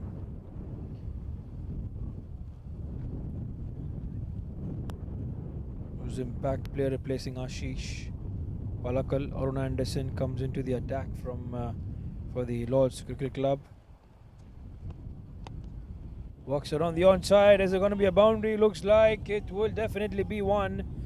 So Arukia has started off getting away those runs. But they need to get more. They have to play. Someone will have to play like an innings. The way Shibu has done for the Lords Cricket Club. Very, very, very important for them.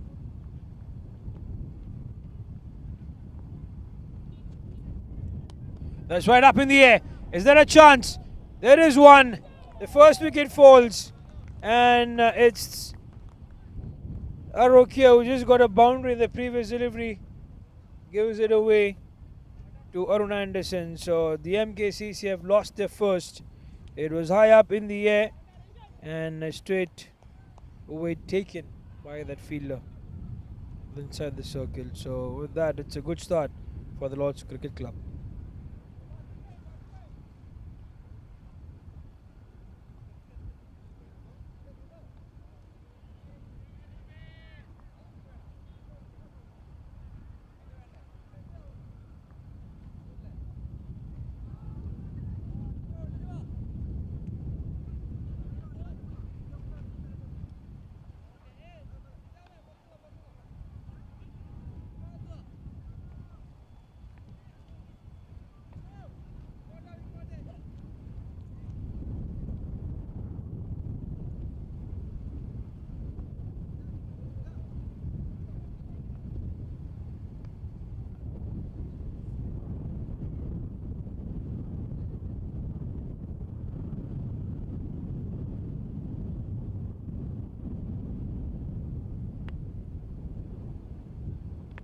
So Habib Khan comes into the crease now. And now the aggressive effort from the Lords Cricket Club. Very aggressive field set up there. The batters of the MKCC.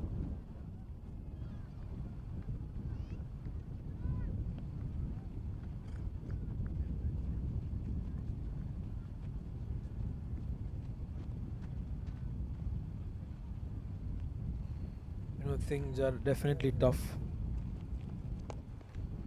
It's up in the air. One bounce towards the fielder.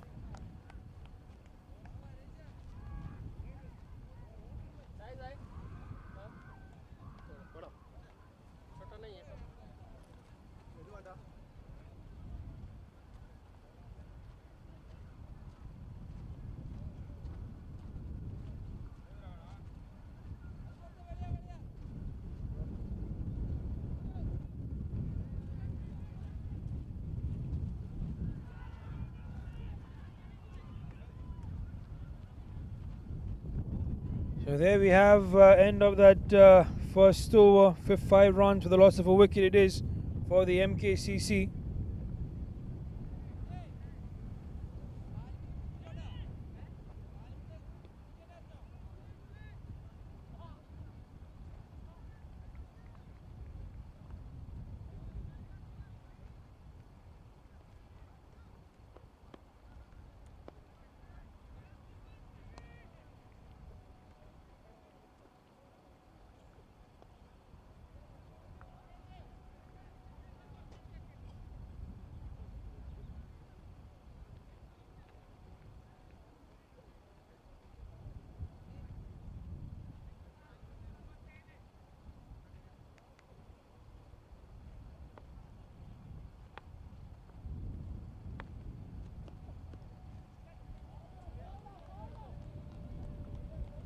That's running away towards the boundary region. The fielder stops it, but the batters will come back easily for a couple.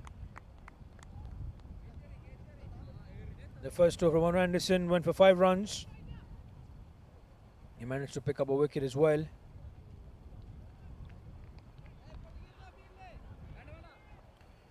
And Rajesh Krishnakutty comes into the attack.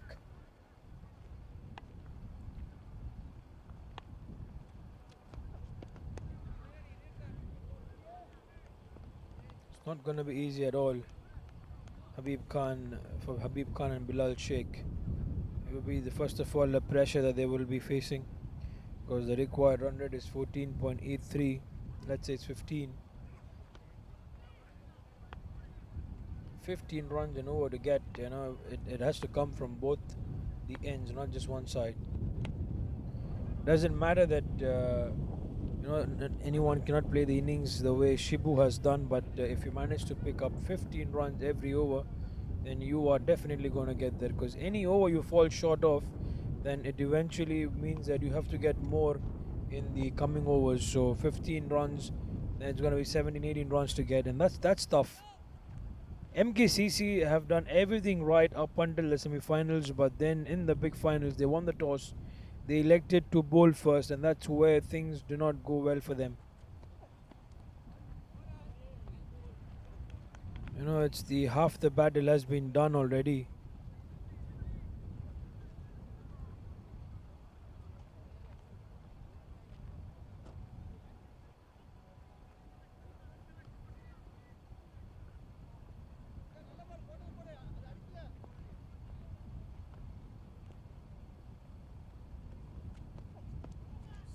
Tries to go across the line, doesn't quite manage to connect,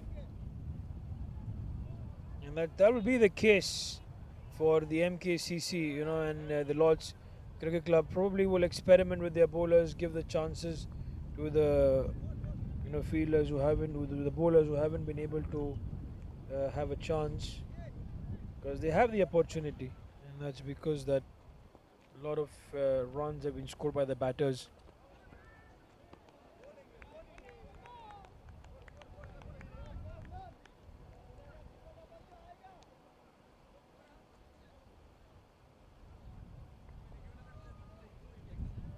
That's it. 2 overs come to an end. It's 8 for the loss of a wicket.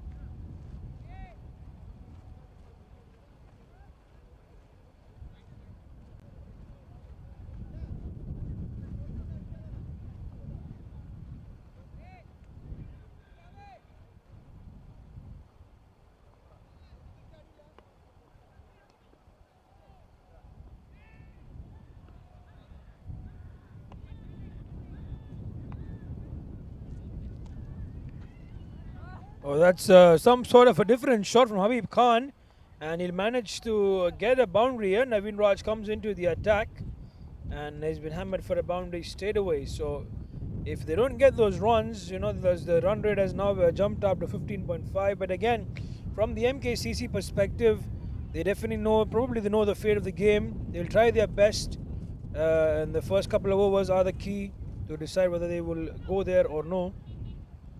But they will enjoy these 16 overs as a side. They have done, as I said, they've done everything right up until the semi-finals. But in the finals, things did not go their way. Always a tough side to beat, the Lord's Cricket Club, because they have some tall names in that lineup of Shibu, Clinto, Ando, Naveen Raj. Though Naveen Raj, Clinto, Ando did not quite perform, but one man stood out for them. That's Shibu, Oman Kutti and Rajesh. Both these batters literally took this match away from the MKCC. Though the wicket of Rajesh could have been taken, but Shibu provided no chance.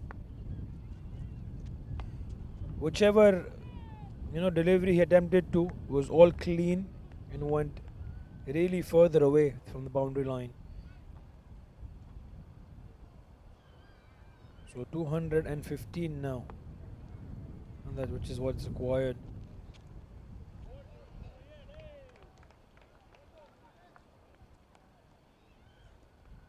Now the intention from the Lord's Cricket Club is also to bowl these overs really quick. They don't have to waste a lot of time. There's no really much effort will be taken in setting up the right field. They'll have those men there, just a shuffle here and there in case the runs come by. Because with every dot delivery, the run rate moves up. That's it. Habib will keep the strike. 3 overs done. It's 14 for the loss of a wicket.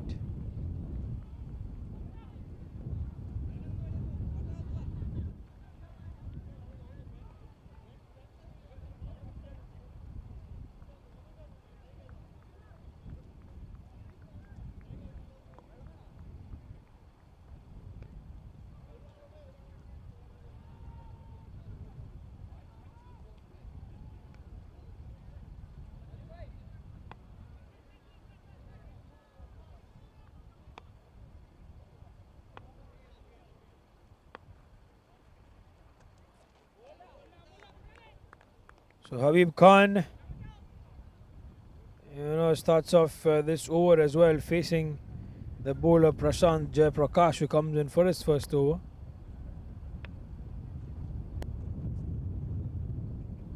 And that's wide from the bowler one again, Prashant Jayaprakash.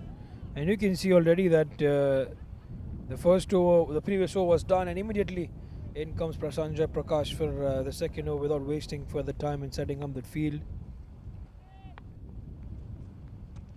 It's good delivery, very good delivery indeed. Habib Khan trying to hit big, but doesn't manage to connect at all. And that's unfortunately been the situation for the MKCC. As a side, I know them really well, very good in the bowling attack. But again today, the first overs that happened let the momentum slip away from them. So the batters now will have to do something, at least put up a brave face, not to give this match easy to the Lord's Cricket Club.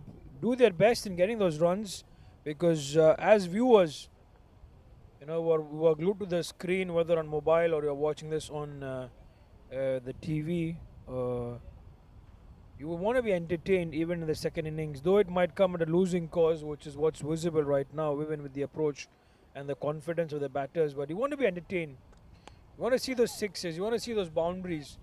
You want to see those efforts, those chances where the fielders are gonna miss. And the MKCC will have to give us that. It will not come with those efforts, just those deft touches that they've seen in the last couple of deliveries.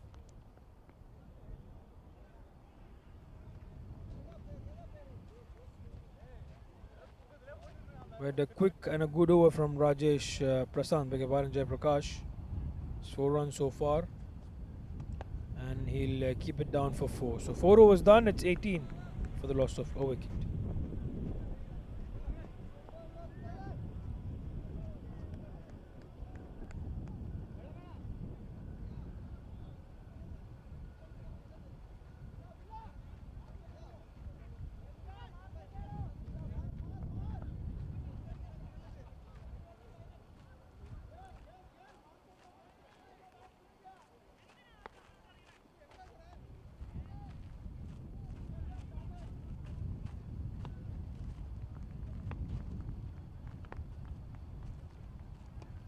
There goes right up in the air, and this time it's a good connection being done from the Suman Raj comes into the attack with the ball in hand, and that's Sheikh, Bilal Sheikh, who's gone big, on the onside. The ball was within the slot for him to fire, and he's done that pretty well this time.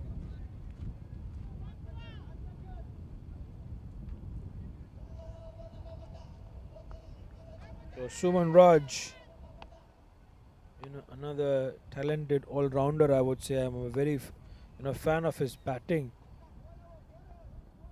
especially when it comes to T10 cricket. This man is literally a monster when it comes to hitting those towering sixes. Also a very good bowler. But not the first delivery that he bowled to Bilal. Or it was Habib, beg your pardon, who went him for a 6. So Habib went for that maximum. Bilal is the one on strike. Bilal is the right hander, Habib is the left hander. So that's going to be fixed for us to know. There goes Bilal, fielder out there, away from him. Or is it? Yes, that's a boundary. That is a good shot from Bilal. So also Habib works at, on the onside on the first delivery of the over. And here Bilal across the line. Suman Raj has been hammered for runs, though he will not panic. Shibu's out there long off. Does he stop it? He doesn't. Another boundary comes in, though he was a bit late to start. That was right there in the slot also for Bilal. So back-to-back boundaries for the batter. And with that, down to the last delivery of the over number 5. These 5 overs have been bowled really quick by the MKCC.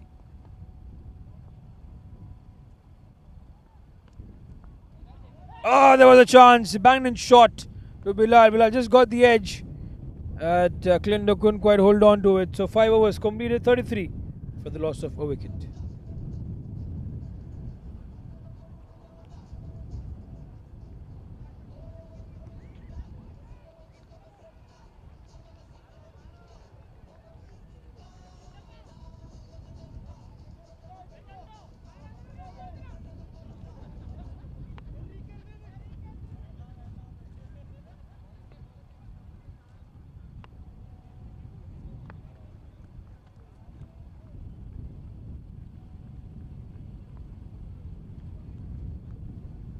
So into another over number 6, and that's Shibu Oman Kuttan.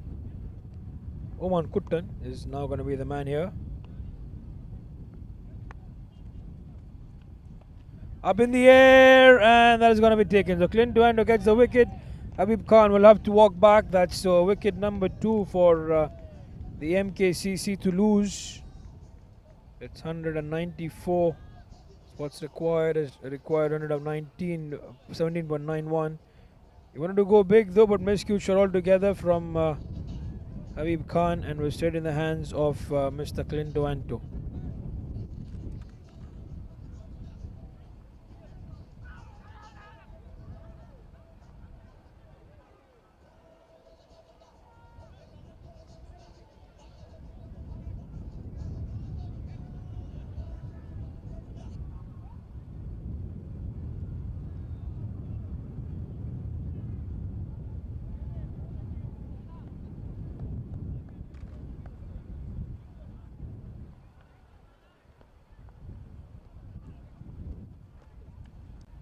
There's a new batter there. For the MKCC, that's Mitesh Patel, who's been given the opportunity to come at the number 4 position. And it was a good first delivery by Shibu to Mitesh. That's that one go, that's wide The bowler one again.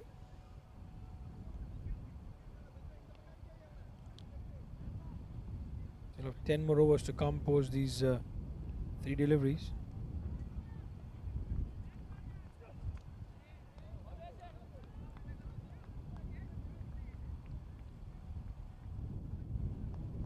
And that's the approach that you would see. Doesn't quite waste time at all. The field doesn't quite change much. The bowlers go to the run up very quickly. They bowl, they continue. Take the ball, they go back to the running mark. They just want to get done with this match.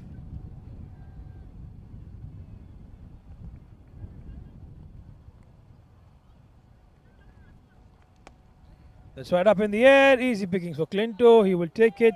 Wicket number 3 for the MKCC to lose. It's Smitesh Patel who walks back for a golden duck. And with that, 6 overs have been done. He was under pressure, definitely, of facing in those dot deliveries. This time the ball was there, but not quite enough for Smitesh Patel to whack him for a maximum, or the attempt from his end, and ends up giving away set in the hands of Clinto Anto.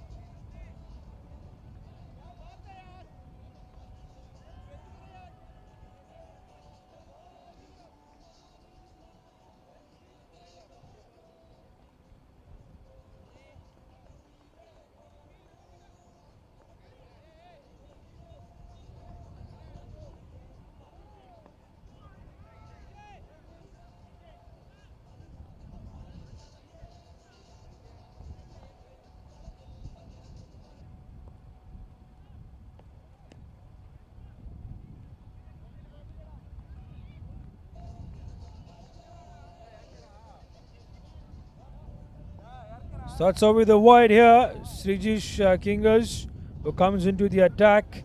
It was the boundary first. Beg your pardon, not the wide, the boundary that came in.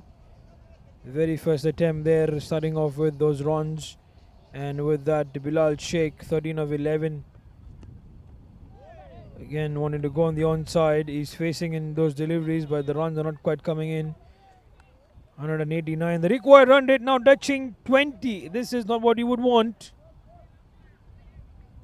Srijish Kingers into the attack. They've introduced plenty new bowlers every over. We have seen a new bowler coming in.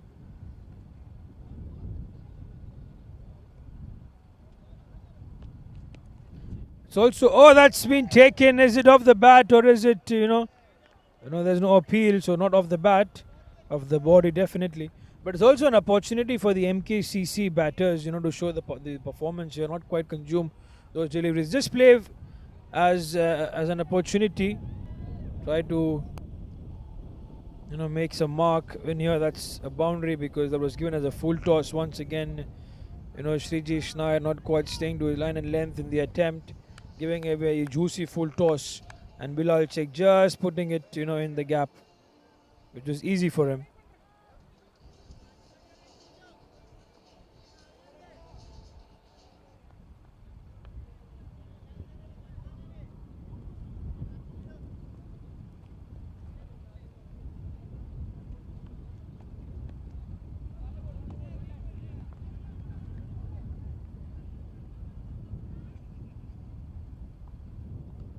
So 226 for the loss of those 8 wickets.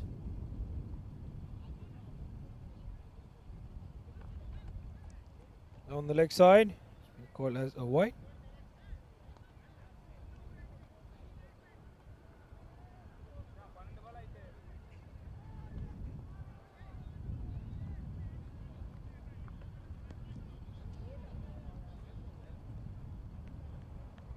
Wanting to go on the on. He scores a boundary, misses a couple. And that's this last delivery to come. Expensive over in terms of runs.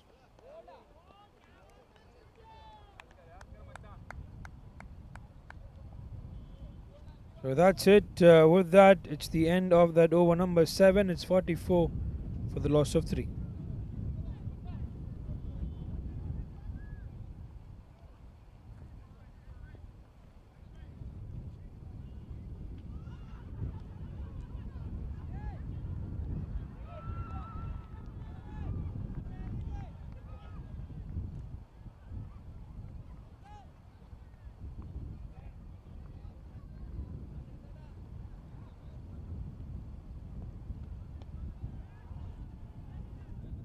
Full toss this time around, and that's going to be towards the boundary region. You don't want to give away those boundaries.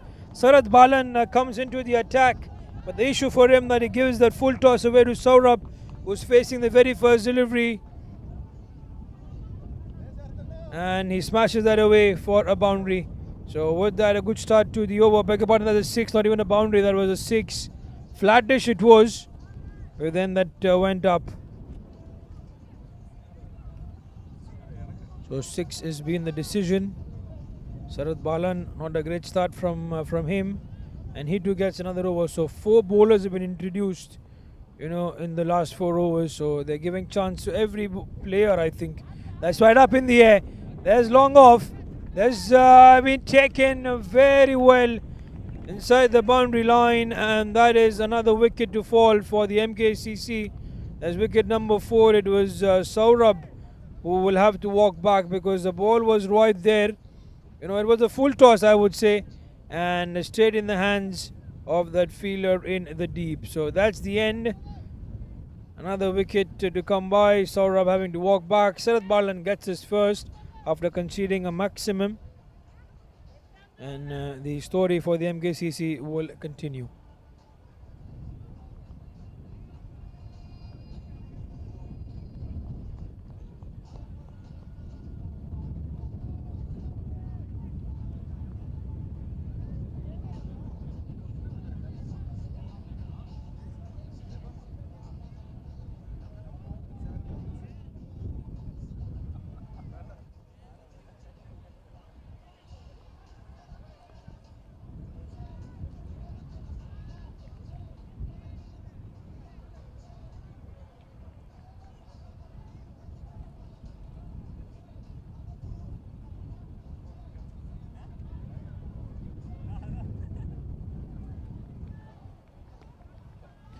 So 50 for the loss of 4 on to over number 8.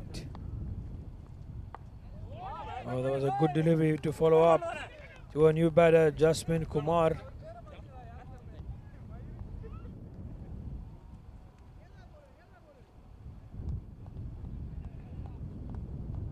Sarat Balan can pick up another wicket for himself. And that's a good delivery, fuller this time. Just the inside edge, and Jasmine Kumar will get that single. So he's off the mark.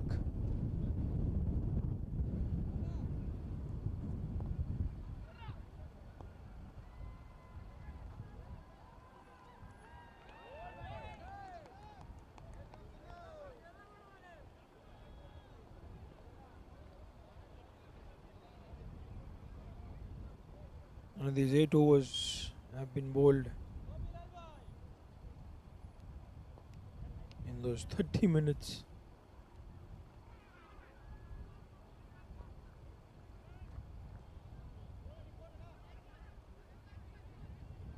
So we have 8 more overs to come by post this delivery. That's it. So 51 it is for the loss of 4 after the end of those 8 overs.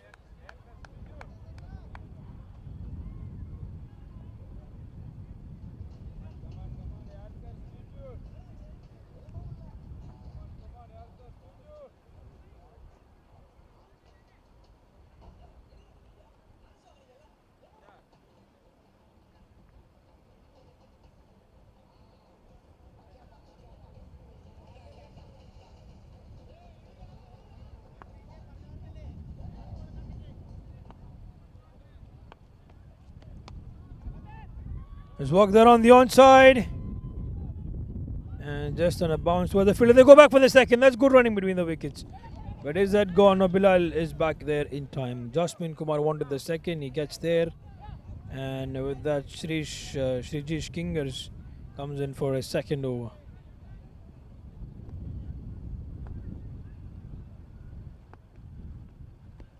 Slow one. There's full toss. And that's been put away for a maximum. So not the best of those deliveries from Srijish. Why wonder you want to give away a full toss? And the required run rate though has now jumped to 21. So 21 now looks really difficult for the MKCC in terms of winning this match. He goes again, but this time he should be taken. No, that's gone up.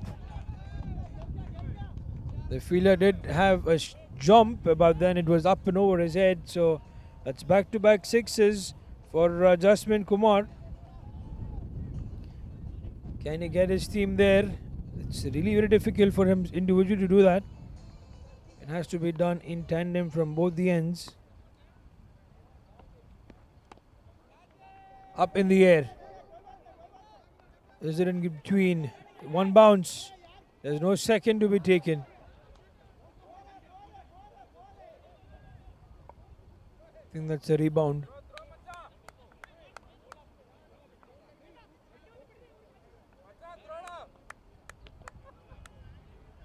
So runs have come in this particular over. There's 2 sixes and a couple of runs. And this is what you would want. You would want to get this every over, but the issue for them is 21 runs now. Can they get those 21 runs every over?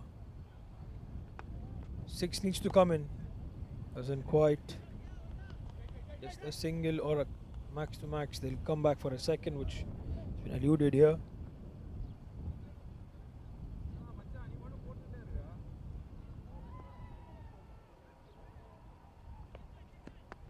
Full toss. That's a no ball. So also it's going to be runs, but also it is going to be a free hit that's going to be available. So free hit opportunity. And it's going to be Jasmine Kumar on strike to take that free hit. Let us see where has he managed to get that one. When it goes too early with the shot, he's walking back. But wasn't that a free hit?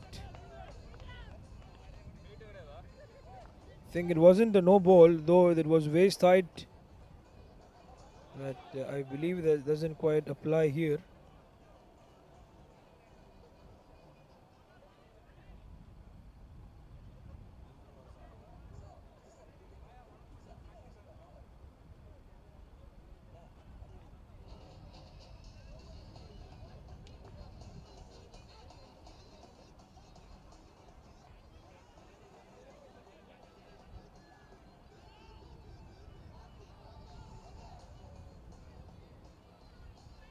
So that's the wicket. So end of those 9 overs at 70 for the loss of 5. Shrijish takes the catch. Shrijish gets the wicket.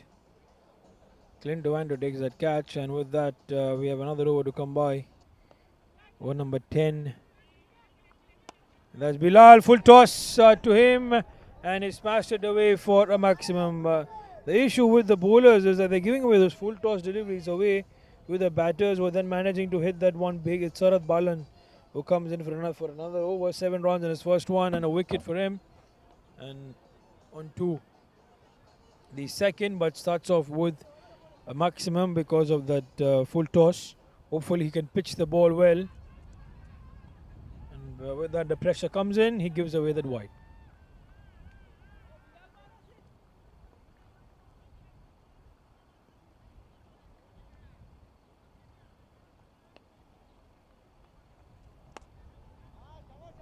On the onside, it's the man straight to Clint Duando.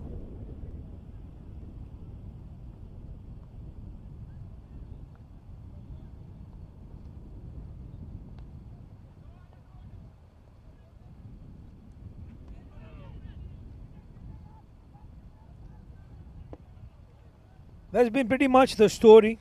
Some have managed to go for runs. Raviraj Kotian now, the new batter in.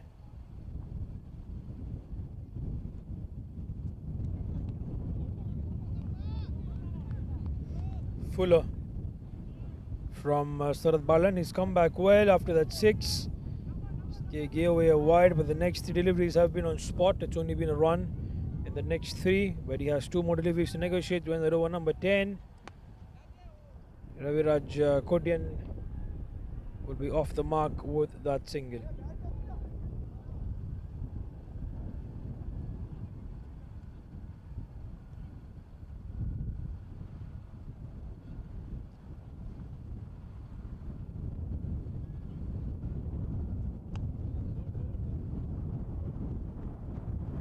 Just a single. With that, he'll keep the strike. And that's 80 for the loss of 5.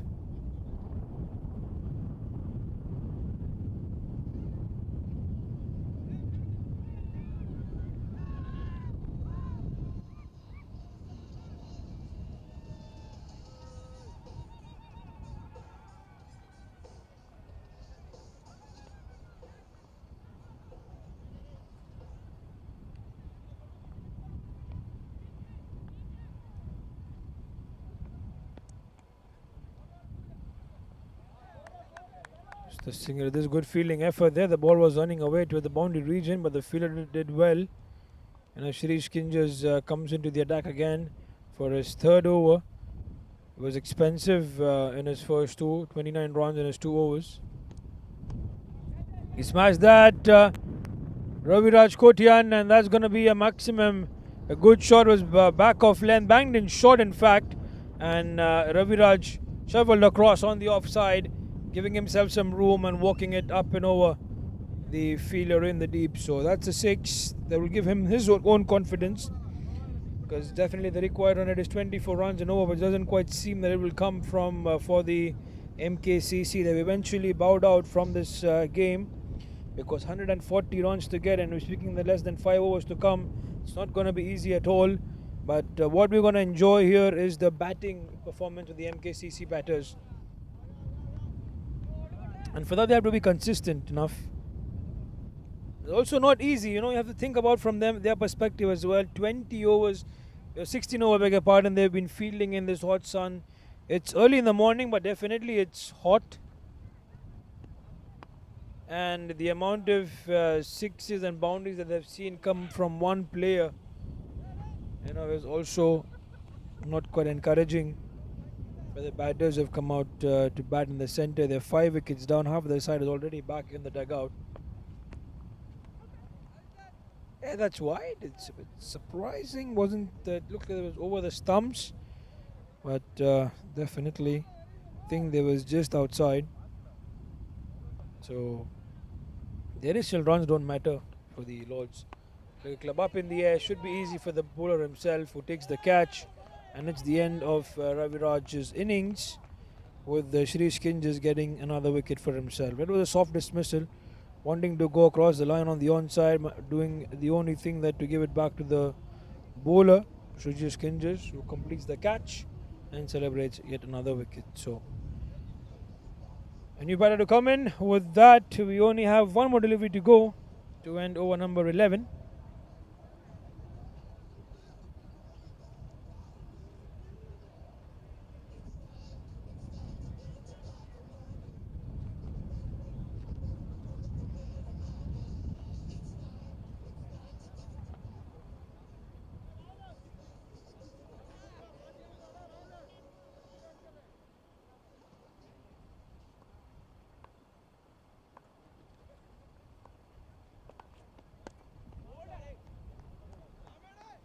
That's it, 11 overs done. It is 90 for the loss of 6.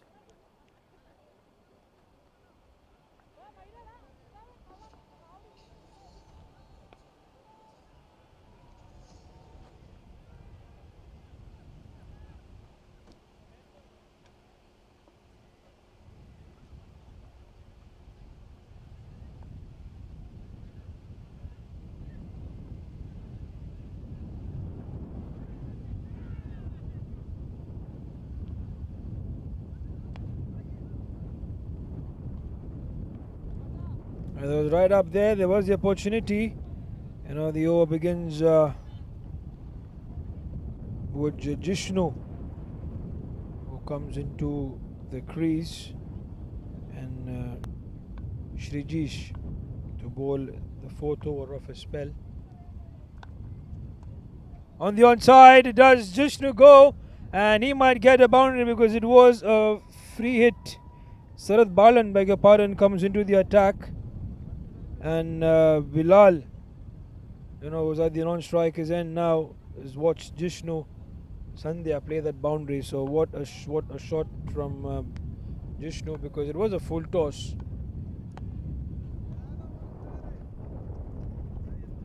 Hit towards long on. The field doesn't change at all. The field might slightly change, or more likely those fielders are there at the right positions there itself. It's the bowler who changes and takes the position of that particular fielder who comes to replace him as a bowler. So that's how they managed to bowl these overs really quick. Also not a lot of run up to do. By the time they have finished, they'll be finishing all those 16 overs within an hour, which is really very quick.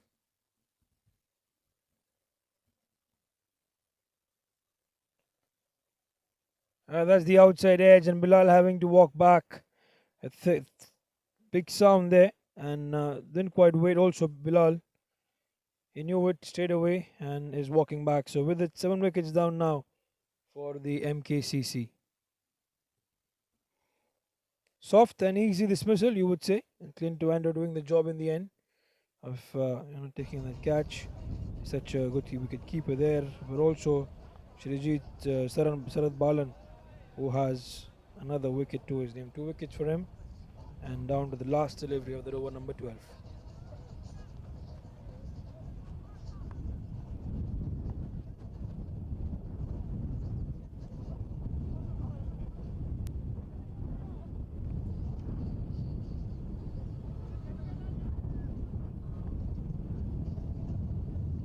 Last delivery of the over number 12, and that's another wicket. Yes, he has to walk back. Goes out for a golden duck.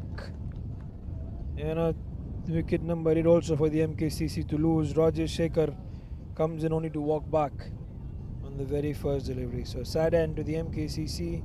The 2 wickets out now from being bowled out, and they have 4 more overs to negotiate and eventually evade that bowl out kind of a situation. So in box another batter. Just hold on to the next 4 overs. Not be all out altogether. It's going to be the key.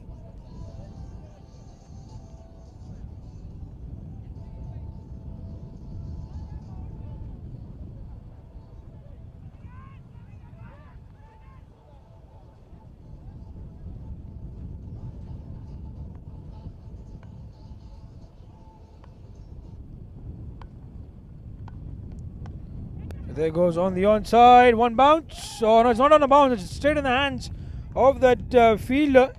It was flat and it was out. So Shrijish Kingers comes in and he picks up another wicket, 3 wickets for him, and Jishnu having to walk back. So wicket number 9 for the MKCC to lose, and it's going to be the last man, Naveen William, to be out there on strike. So not quite the way they would have wanted to finish things off, the MKCC.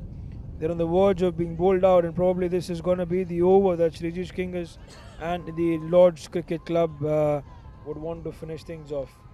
Pretty much a one-sided affair it has been. The bowlers also doing their best, and of course they had a big score to defend, so they came out with full confidence to defend that score, and they've never done well. Plays it on the onside. Just a correction also that Naveen William was replaced with the impact player, so the last man coming in is Sujit. Sunil D'Souza and Sujit, the 2 batters who are out there now, the last pair, eluding that all-out kind of a scenario for them. But what a dominating victory it would be for the Lord's Cricket Club to win this finals of more than 100 runs.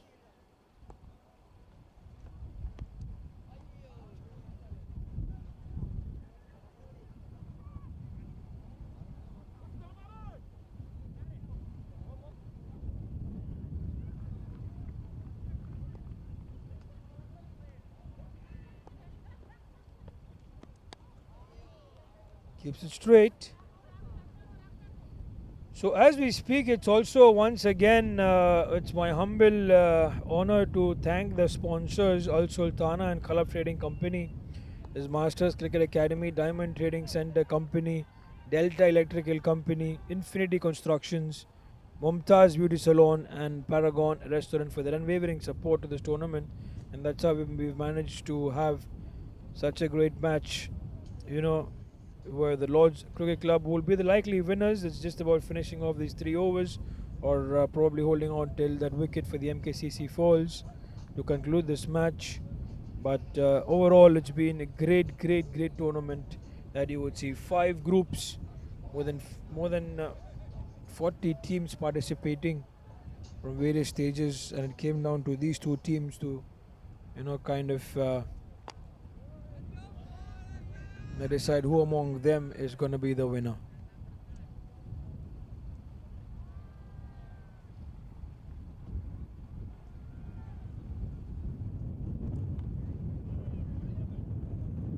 Keeps it straight, keeps it good. Sarath Balan comes into the attack.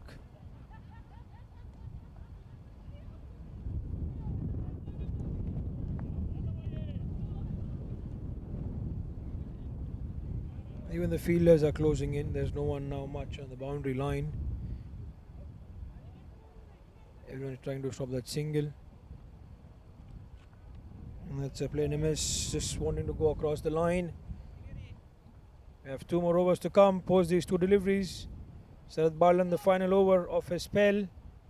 Can he pick up another wicket? Oh, that's a good delivery right in the block hole. Sujit does well to get this bat in time and prevents that wicket.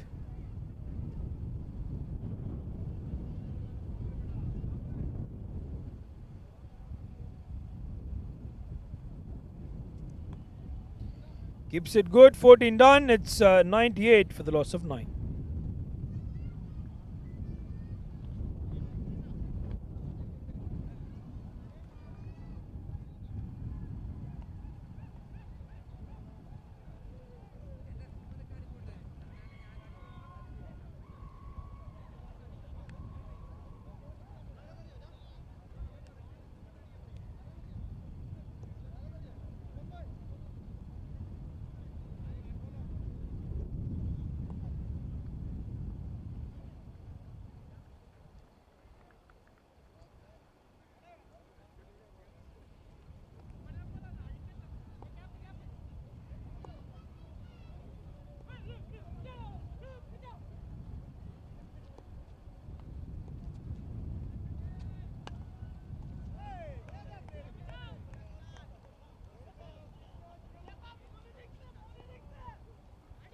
So 129, that's some from Clint to Anto, and now he's changed his gloves, also wanting to bowl.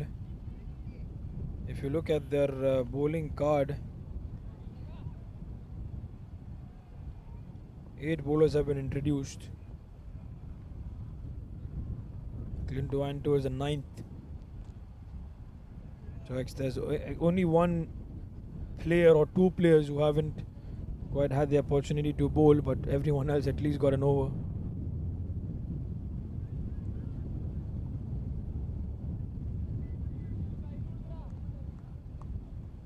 Just having fun, Lord's Cricket Club, and that's how they've taken the 16 overs. Full toss, not be a no ball. Oh, it's a no ball, so it's the batter who had to ask for it and then was given away. He's played that well, and that should be a boundary. So they get the boundary there, good one. But it's far too late.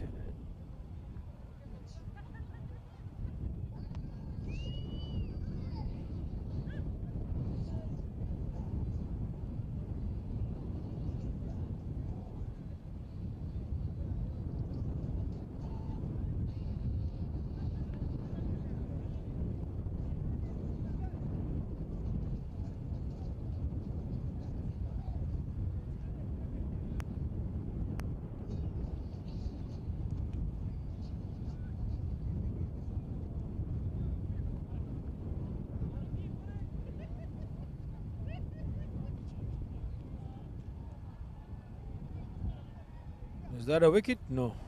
didn't quite go on to hit the wickets. So that's it. 15 overs done. The final over of the match to come in next year. Who gets to bowl?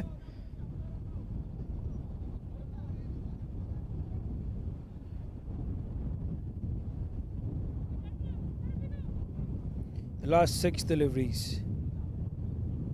Arun Anderson to come in. He got that first over. Gave away 5 runs and picked up a wicket. Will bowl the final over of the match. And this is super good from the MKCC. They're eluding that opportunity for them to be bowled out. They would play all those 6 deliveries. Sunil D'Souza is the man. Because he defends. He doesn't want to give his wicket away. There's no intention of even hitting the ball. He's just defending that. He's covering the wickets as well. So no chance also from being bowled directly.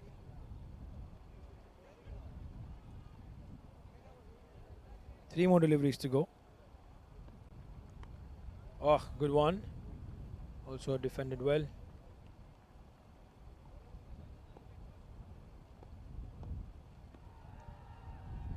Leaves that.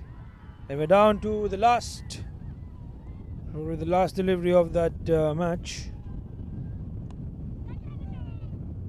So they were not successful in bowling the MKCC out, but it's a victory. It's a big one for the Lords Cricket Club. They win with 121 runs.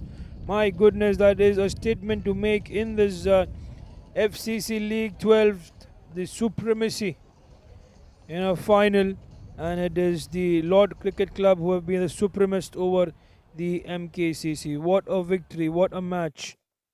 And the tournament as well concluding in a good fashion. So once again, thank you everyone for joining in this match and being alongside myself. It's to speak about the batting performance of the MKCC. Not too much to speak about. Bilal Sheikh, 25 of 27, and then the Jasim Kumar, 18 of 8. But everyone else in single digits in terms of the bowling performance for the Lords Cricket Club. It's all about 9 bowlers introduced, out of which Srijesh Kingers and Sarath Balan picked up 3 wickets each, with Shibu picking up 2 wickets and Arun Anderson picking up that wicket. So definitely there is no doubt in that who's going to be the player or the man of the match, which is definitely Shibu for his magnificent 100 plus runs as well as picking up those wickets. And the Lords Cricket Club are definitely going to celebrate their way forward, and the presentation ceremony is scheduled in moments from now. So stay tuned with us. The organizers of the FCC will take you through the presentation ceremony. This is me signing off, wishing you all a very good day.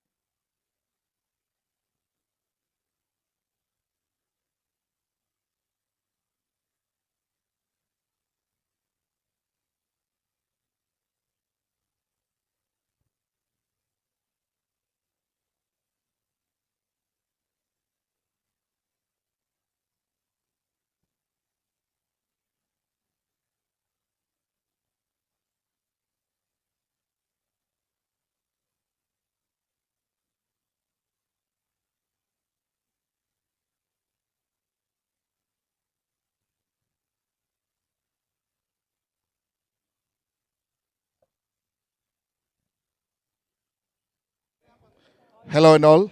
Welcome to the FFC Cricket League Season 12.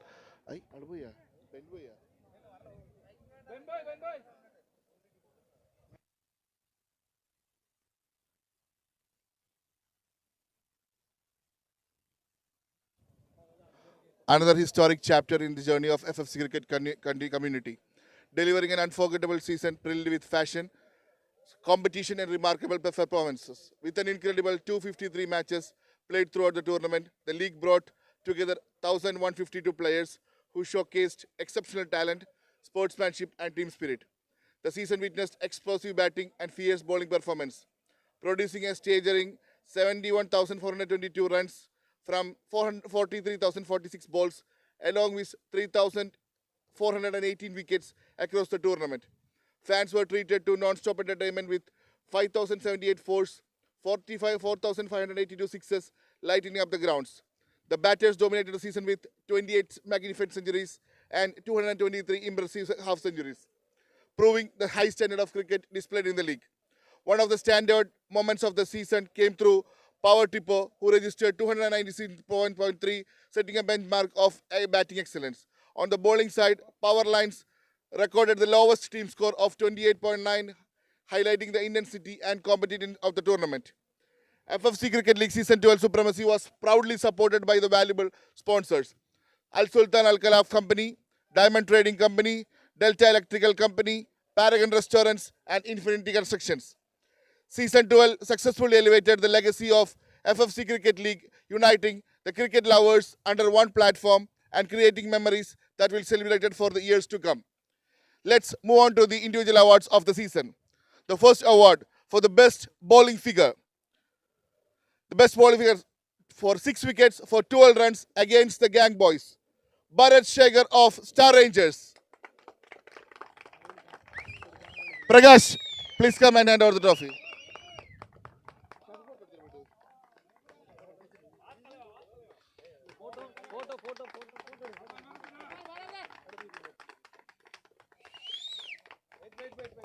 Let's give a round of applause for Bharat Shekhar.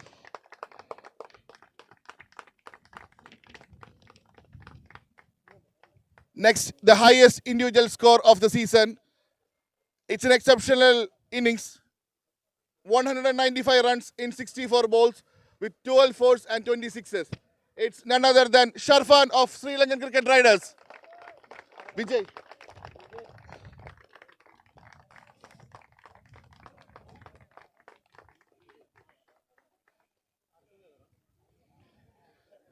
Now let's see the top 4 batsmen of the season.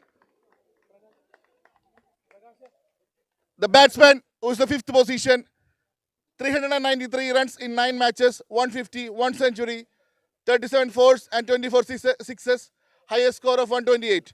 It's Parandaman of FFC. Shibu. The 5th position batsman.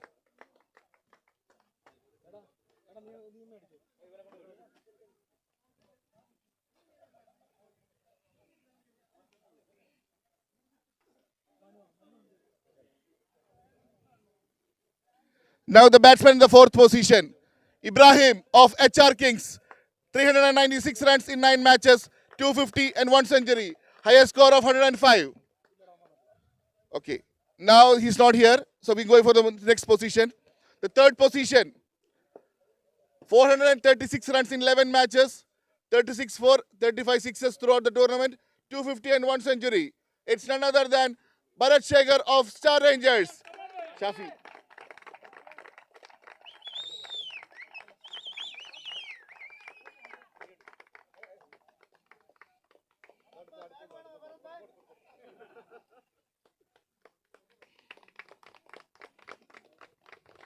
Now moving on to the 2nd position of the top 5 batsmen. It's 457 runs in 11 matches he's played, 29 fours, 44 sixes and 5 50s. Is Riaz set of Star Rangers. Sorry, Star Tigers.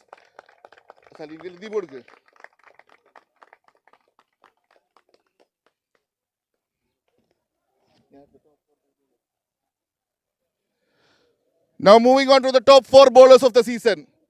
In the 5th position, he just took 22 wickets in 11 matches with an economy of 7.31, with the best bowling figure, 4,419 with the most dot balls, 102 balls, is Miraj Ahmed of Enshad Cricket Warriors.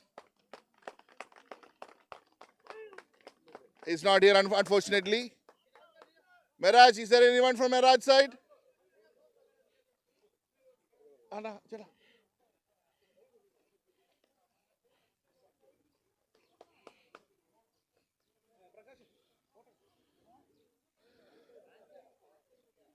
Now, the person in the fourth position, he took 24 wickets in 11 matches. The best bowling figure of 6 wickets in 12 with 12 runs, 8.9 economy, 90 dot balls. It's Bharat Shekhar of Star Rangers.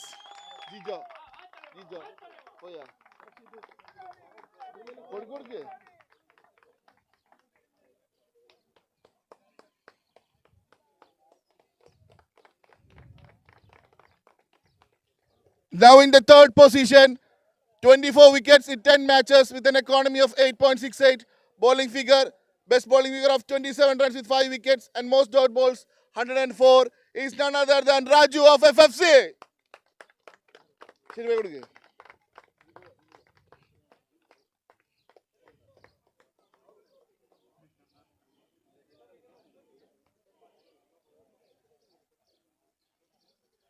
Now, actually, it was a real tight today for the first and the second. Unfortunately, second person has changed. It's Dharamveer Jwaria of Mangalore Royal Stars. 27 wickets in 11 matches. 6 for 16. Economy 7.38. Most dot balls 142.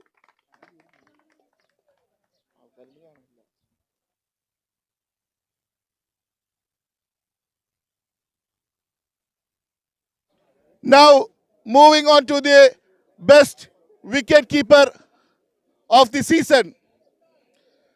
Again, this sport, it was a very tight match. Unfortunately, today, the best wicket keeper has been changed from the last week. It's Jafar from Power Tipo. 30 dismissals, 22 catches, 3 runouts, and 3 stumpings. And there is a cash prize also for this award.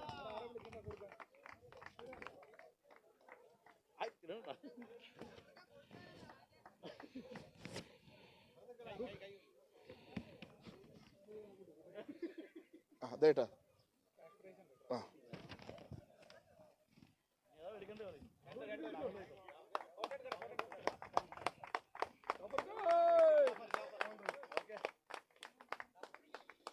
Now the best fielder of the tournament.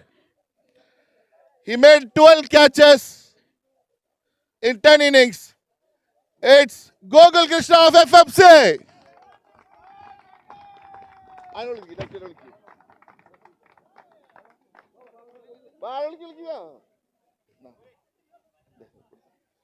There is also a cash prize for this award, please. Let's make an applause.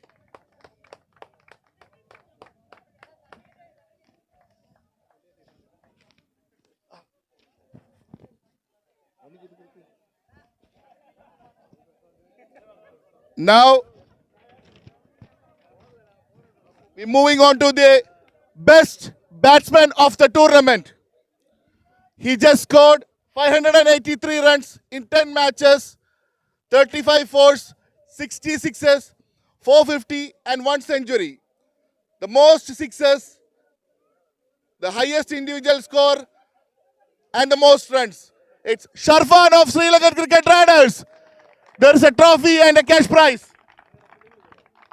No.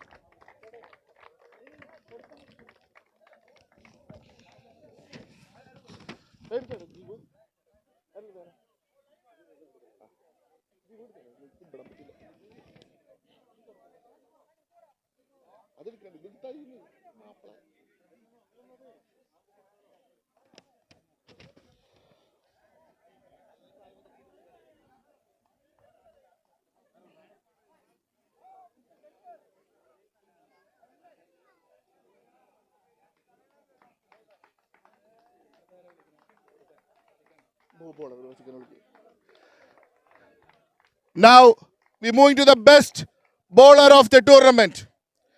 29 wickets in 12 matches, economy of 8.61, best bowling figure of 4 for 15, 190 dot balls. It's Prakash Kochadia.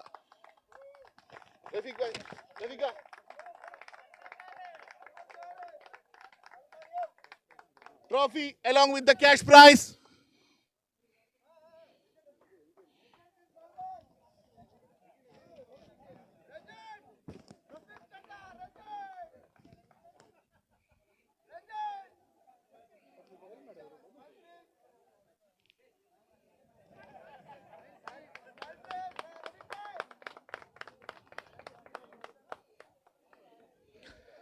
Get ready for the most exciting moment of the morning as we honor the champions and outstanding performance of the FFC Cricket League finals. Today we proudly celebrate the teams and the players who gave everything on the field, displayed exceptional sportsmanship and created unforgettable cricketing memories. Let's go with the man of the match of the losers final. It's Firoz of Power Depot. He just got 79 runs in 39 balls, 5 fours and 7 sixes. Let's give him a round of applause. Now the team in their fourth position. The team showed remarkable consistency, determination, the fighting spirit throughout the tournament. Their teamwork, never give up attitude earned them a well-deserved place among the top teams of the season 12. Let us welcome the proud fourth position winners of the stage, none other than Star Rangers. Captain, please come forward.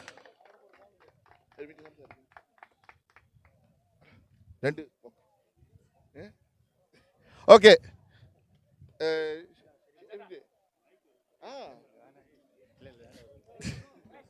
Okay, he's shy to talk. Okay. Trophy. Radhika.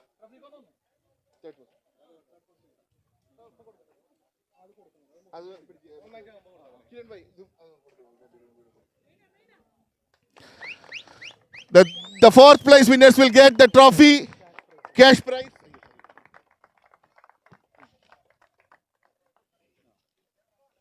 Cash prize of 31 KD and the trophy. All the team members of Star Rangers, please come forward.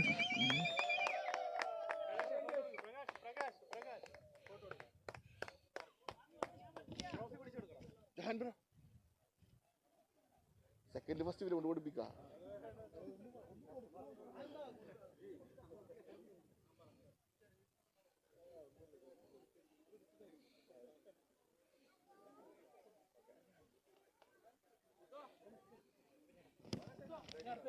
Third. Now, the third position, the team entertained us with the outstanding performance, thrilling victories, and exceptional talent during the league. Their journey this season has been inspiring and highly competitive from start to finish. A huge round of applause as we invite the third position team to receive their honors, none other than Power Tipo. They'll be receiving the trophy and the cash prize of 81 KD. All the team members, Power Tipo, please come forward.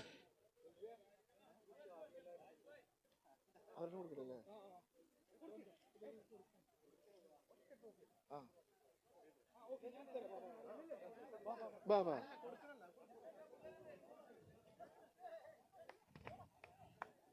First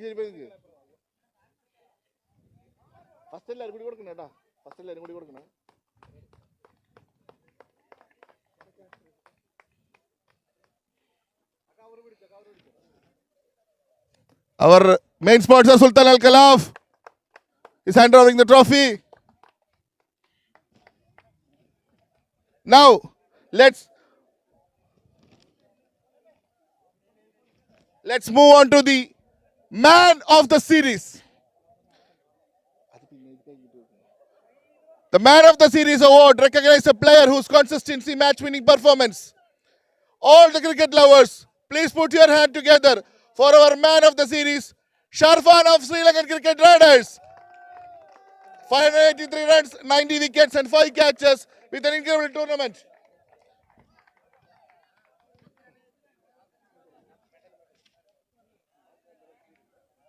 A cash prize of 20 KD with the trophy and the medal.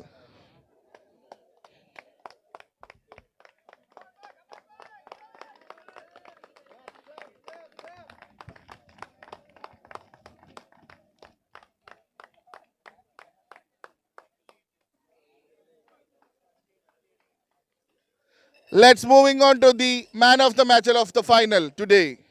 The man is in a beast mode. 120 runs in just 35 balls. In 1 over, just 2 wickets with 1 run and 1 catch. None other than the Shibu Amarakutan of Lord's Cricket Club.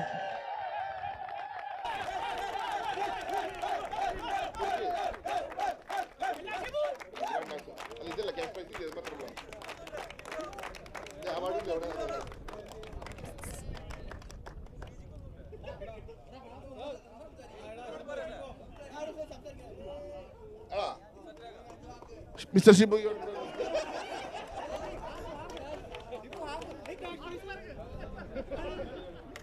okay, it's a final, it's a match. Of course, there will be winners and the losers. But they went into from the first 50 to the last 2. So just welcome the captain of MKCC team. Please come forward.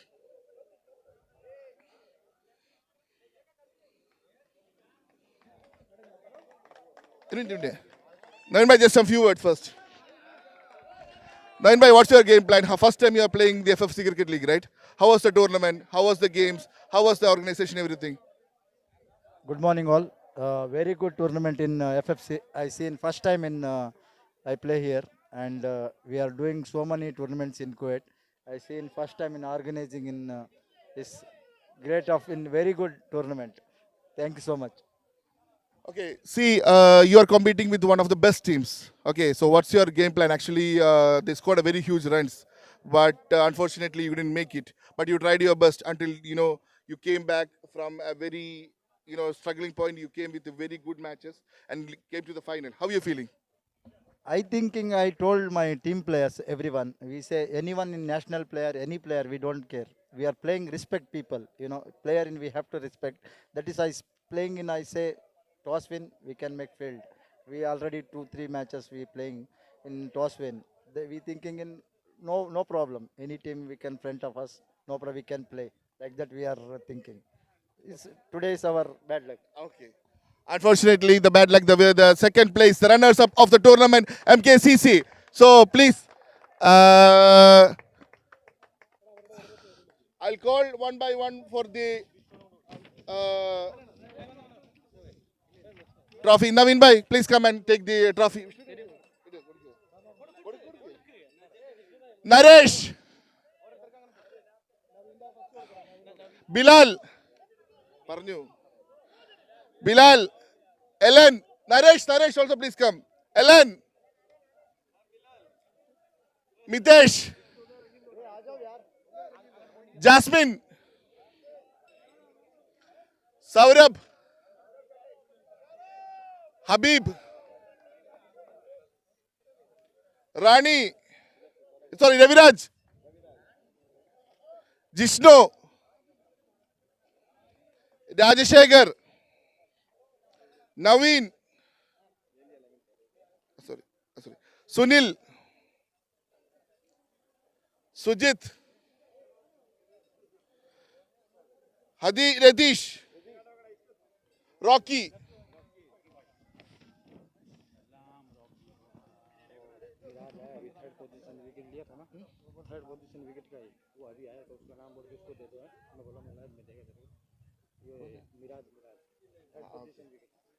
third position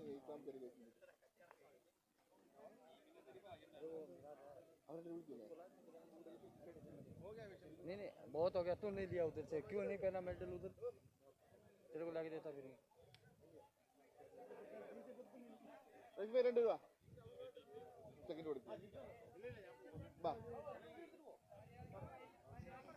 Let's welcome Kiran and Rafiqai to come and hand over the cash prize and the trophy.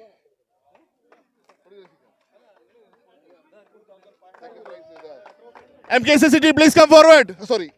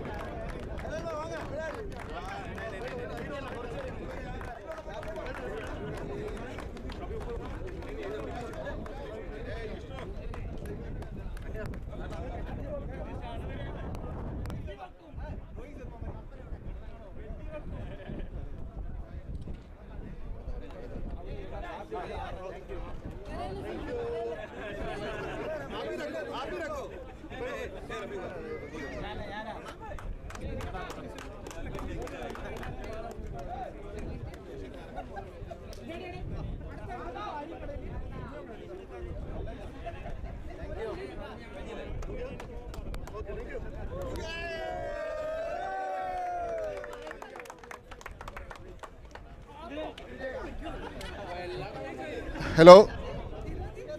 Now we move to the winners of the FFC Cricket League Season 12. It's the team that didn't fear anyone. They who are playing their ultimates in the Kuwait Cricket Leagues. So I'm calling the top 15 to come to the stage one by one to take over the medals. Okay? First one, Klindo.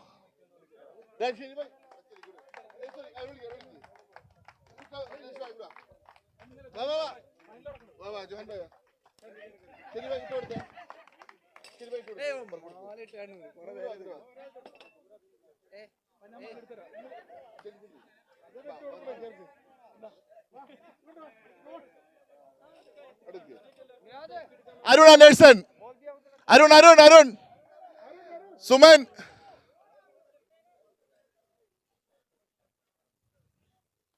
ഞാൻ അടുത്തതൊട്ട് ആൾ കൊടുക്കട്ടെ ആ മാറ്റി മാറ്റി കൊടുക്കേ ആ മൂന്നെണ്ണം കൊടുത്തിട്ടുണ്ട് സുമൻ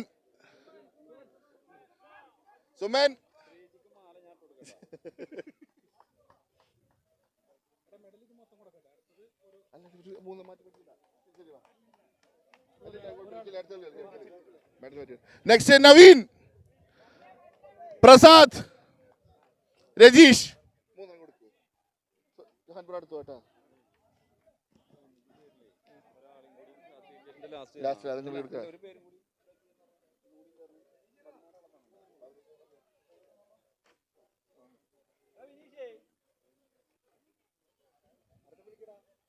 രജീഷ് പറഞ്ഞില്ലേ നെക്സ്റ്റ് നിസാം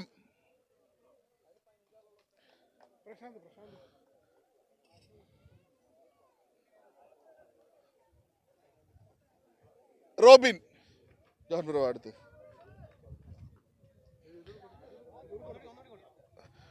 ബിനീഷ് ശ്രീജു ശ്രീജിഷ് ബിനീഷ് ഫൈസൽ മുസ്തഫ നിതിൻ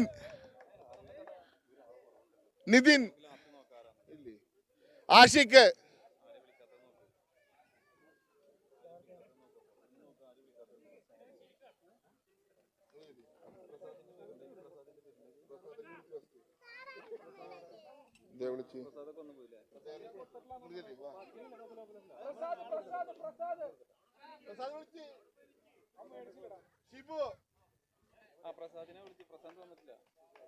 അപ്പൊ ഒരാള് ശ്രീജിഷ്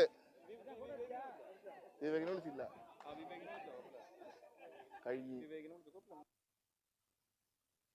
വിവേക്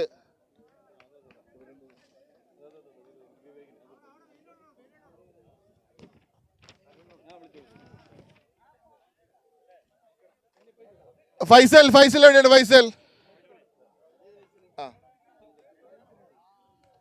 ഫൈസൽ എന്താണ് ടൂർണമെന്റിനെ കുറിച്ച് പറയാനുള്ളത് കാര്യങ്ങൾ നമ്മുടെ ഫൈനലിലെത്തി ആദ്യമായിട്ടാണ് നമ്മുടെ ടൂർണമെന്റ് നിങ്ങൾ ലോർഡ്സ് ക്രിക്കറ്റ് ടീമിൽ കളിക്കുന്നത് പല ടീമിനെ കളിച്ചിട്ടുണ്ട് ലോർഡ്സ് ടീം ആദ്യമായിട്ട് കളിക്കുന്നത് എന്താണ് ടൂർണമെന്റിനെ കുറിച്ച് പറയാനുള്ളത് എന്താണ് നിങ്ങളുടെ ജേർണിനെ കുറിച്ച് പറയാനുള്ളത് ഓക്കെയാണ്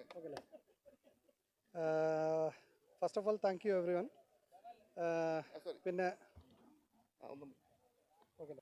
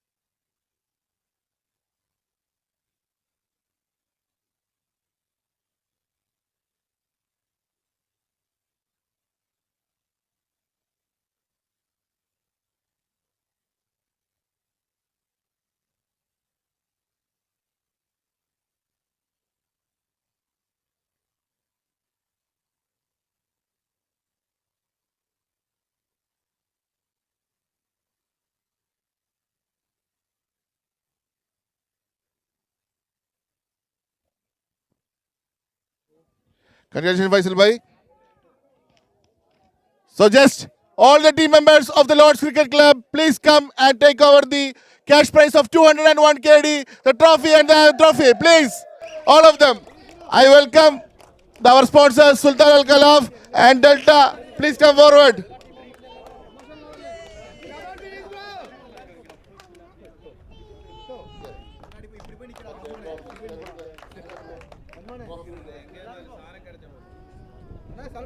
Just getting the wings. A lot of applause. All team members of the Lords, please come forward here. Larva.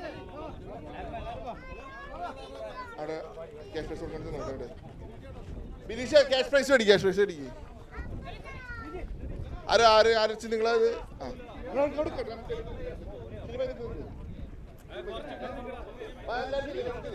All FFC committee members come forward.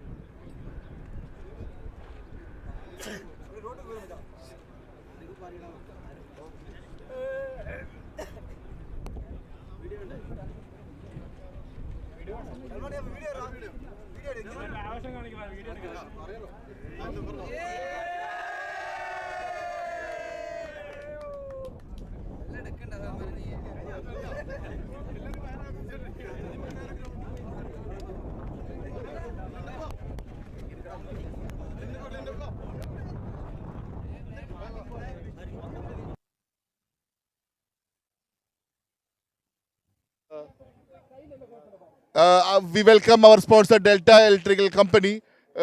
We have a vote of thanks from the FFC team, a small memento. So please, thank you Delta for supporting us throughout all the tournament. We again wish to get more support, more and more in each season. Thank you Delta. Thank you for this one. There was one person who didn't collect his award, Miraj Ahmad of Enshad Cricket Warriors. Please come forward to collect his best bowler of the 5th position. 22 wickets in 11 matches.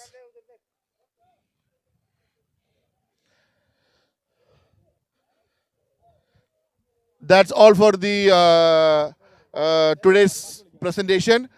Thank you all for joining in the FFC Cricket League Season 12, the Supremacy. They make it a really a good success event. And thank you Ben Creations for joining us again and have a video partner. So signing off. Thank you all. Bye-bye.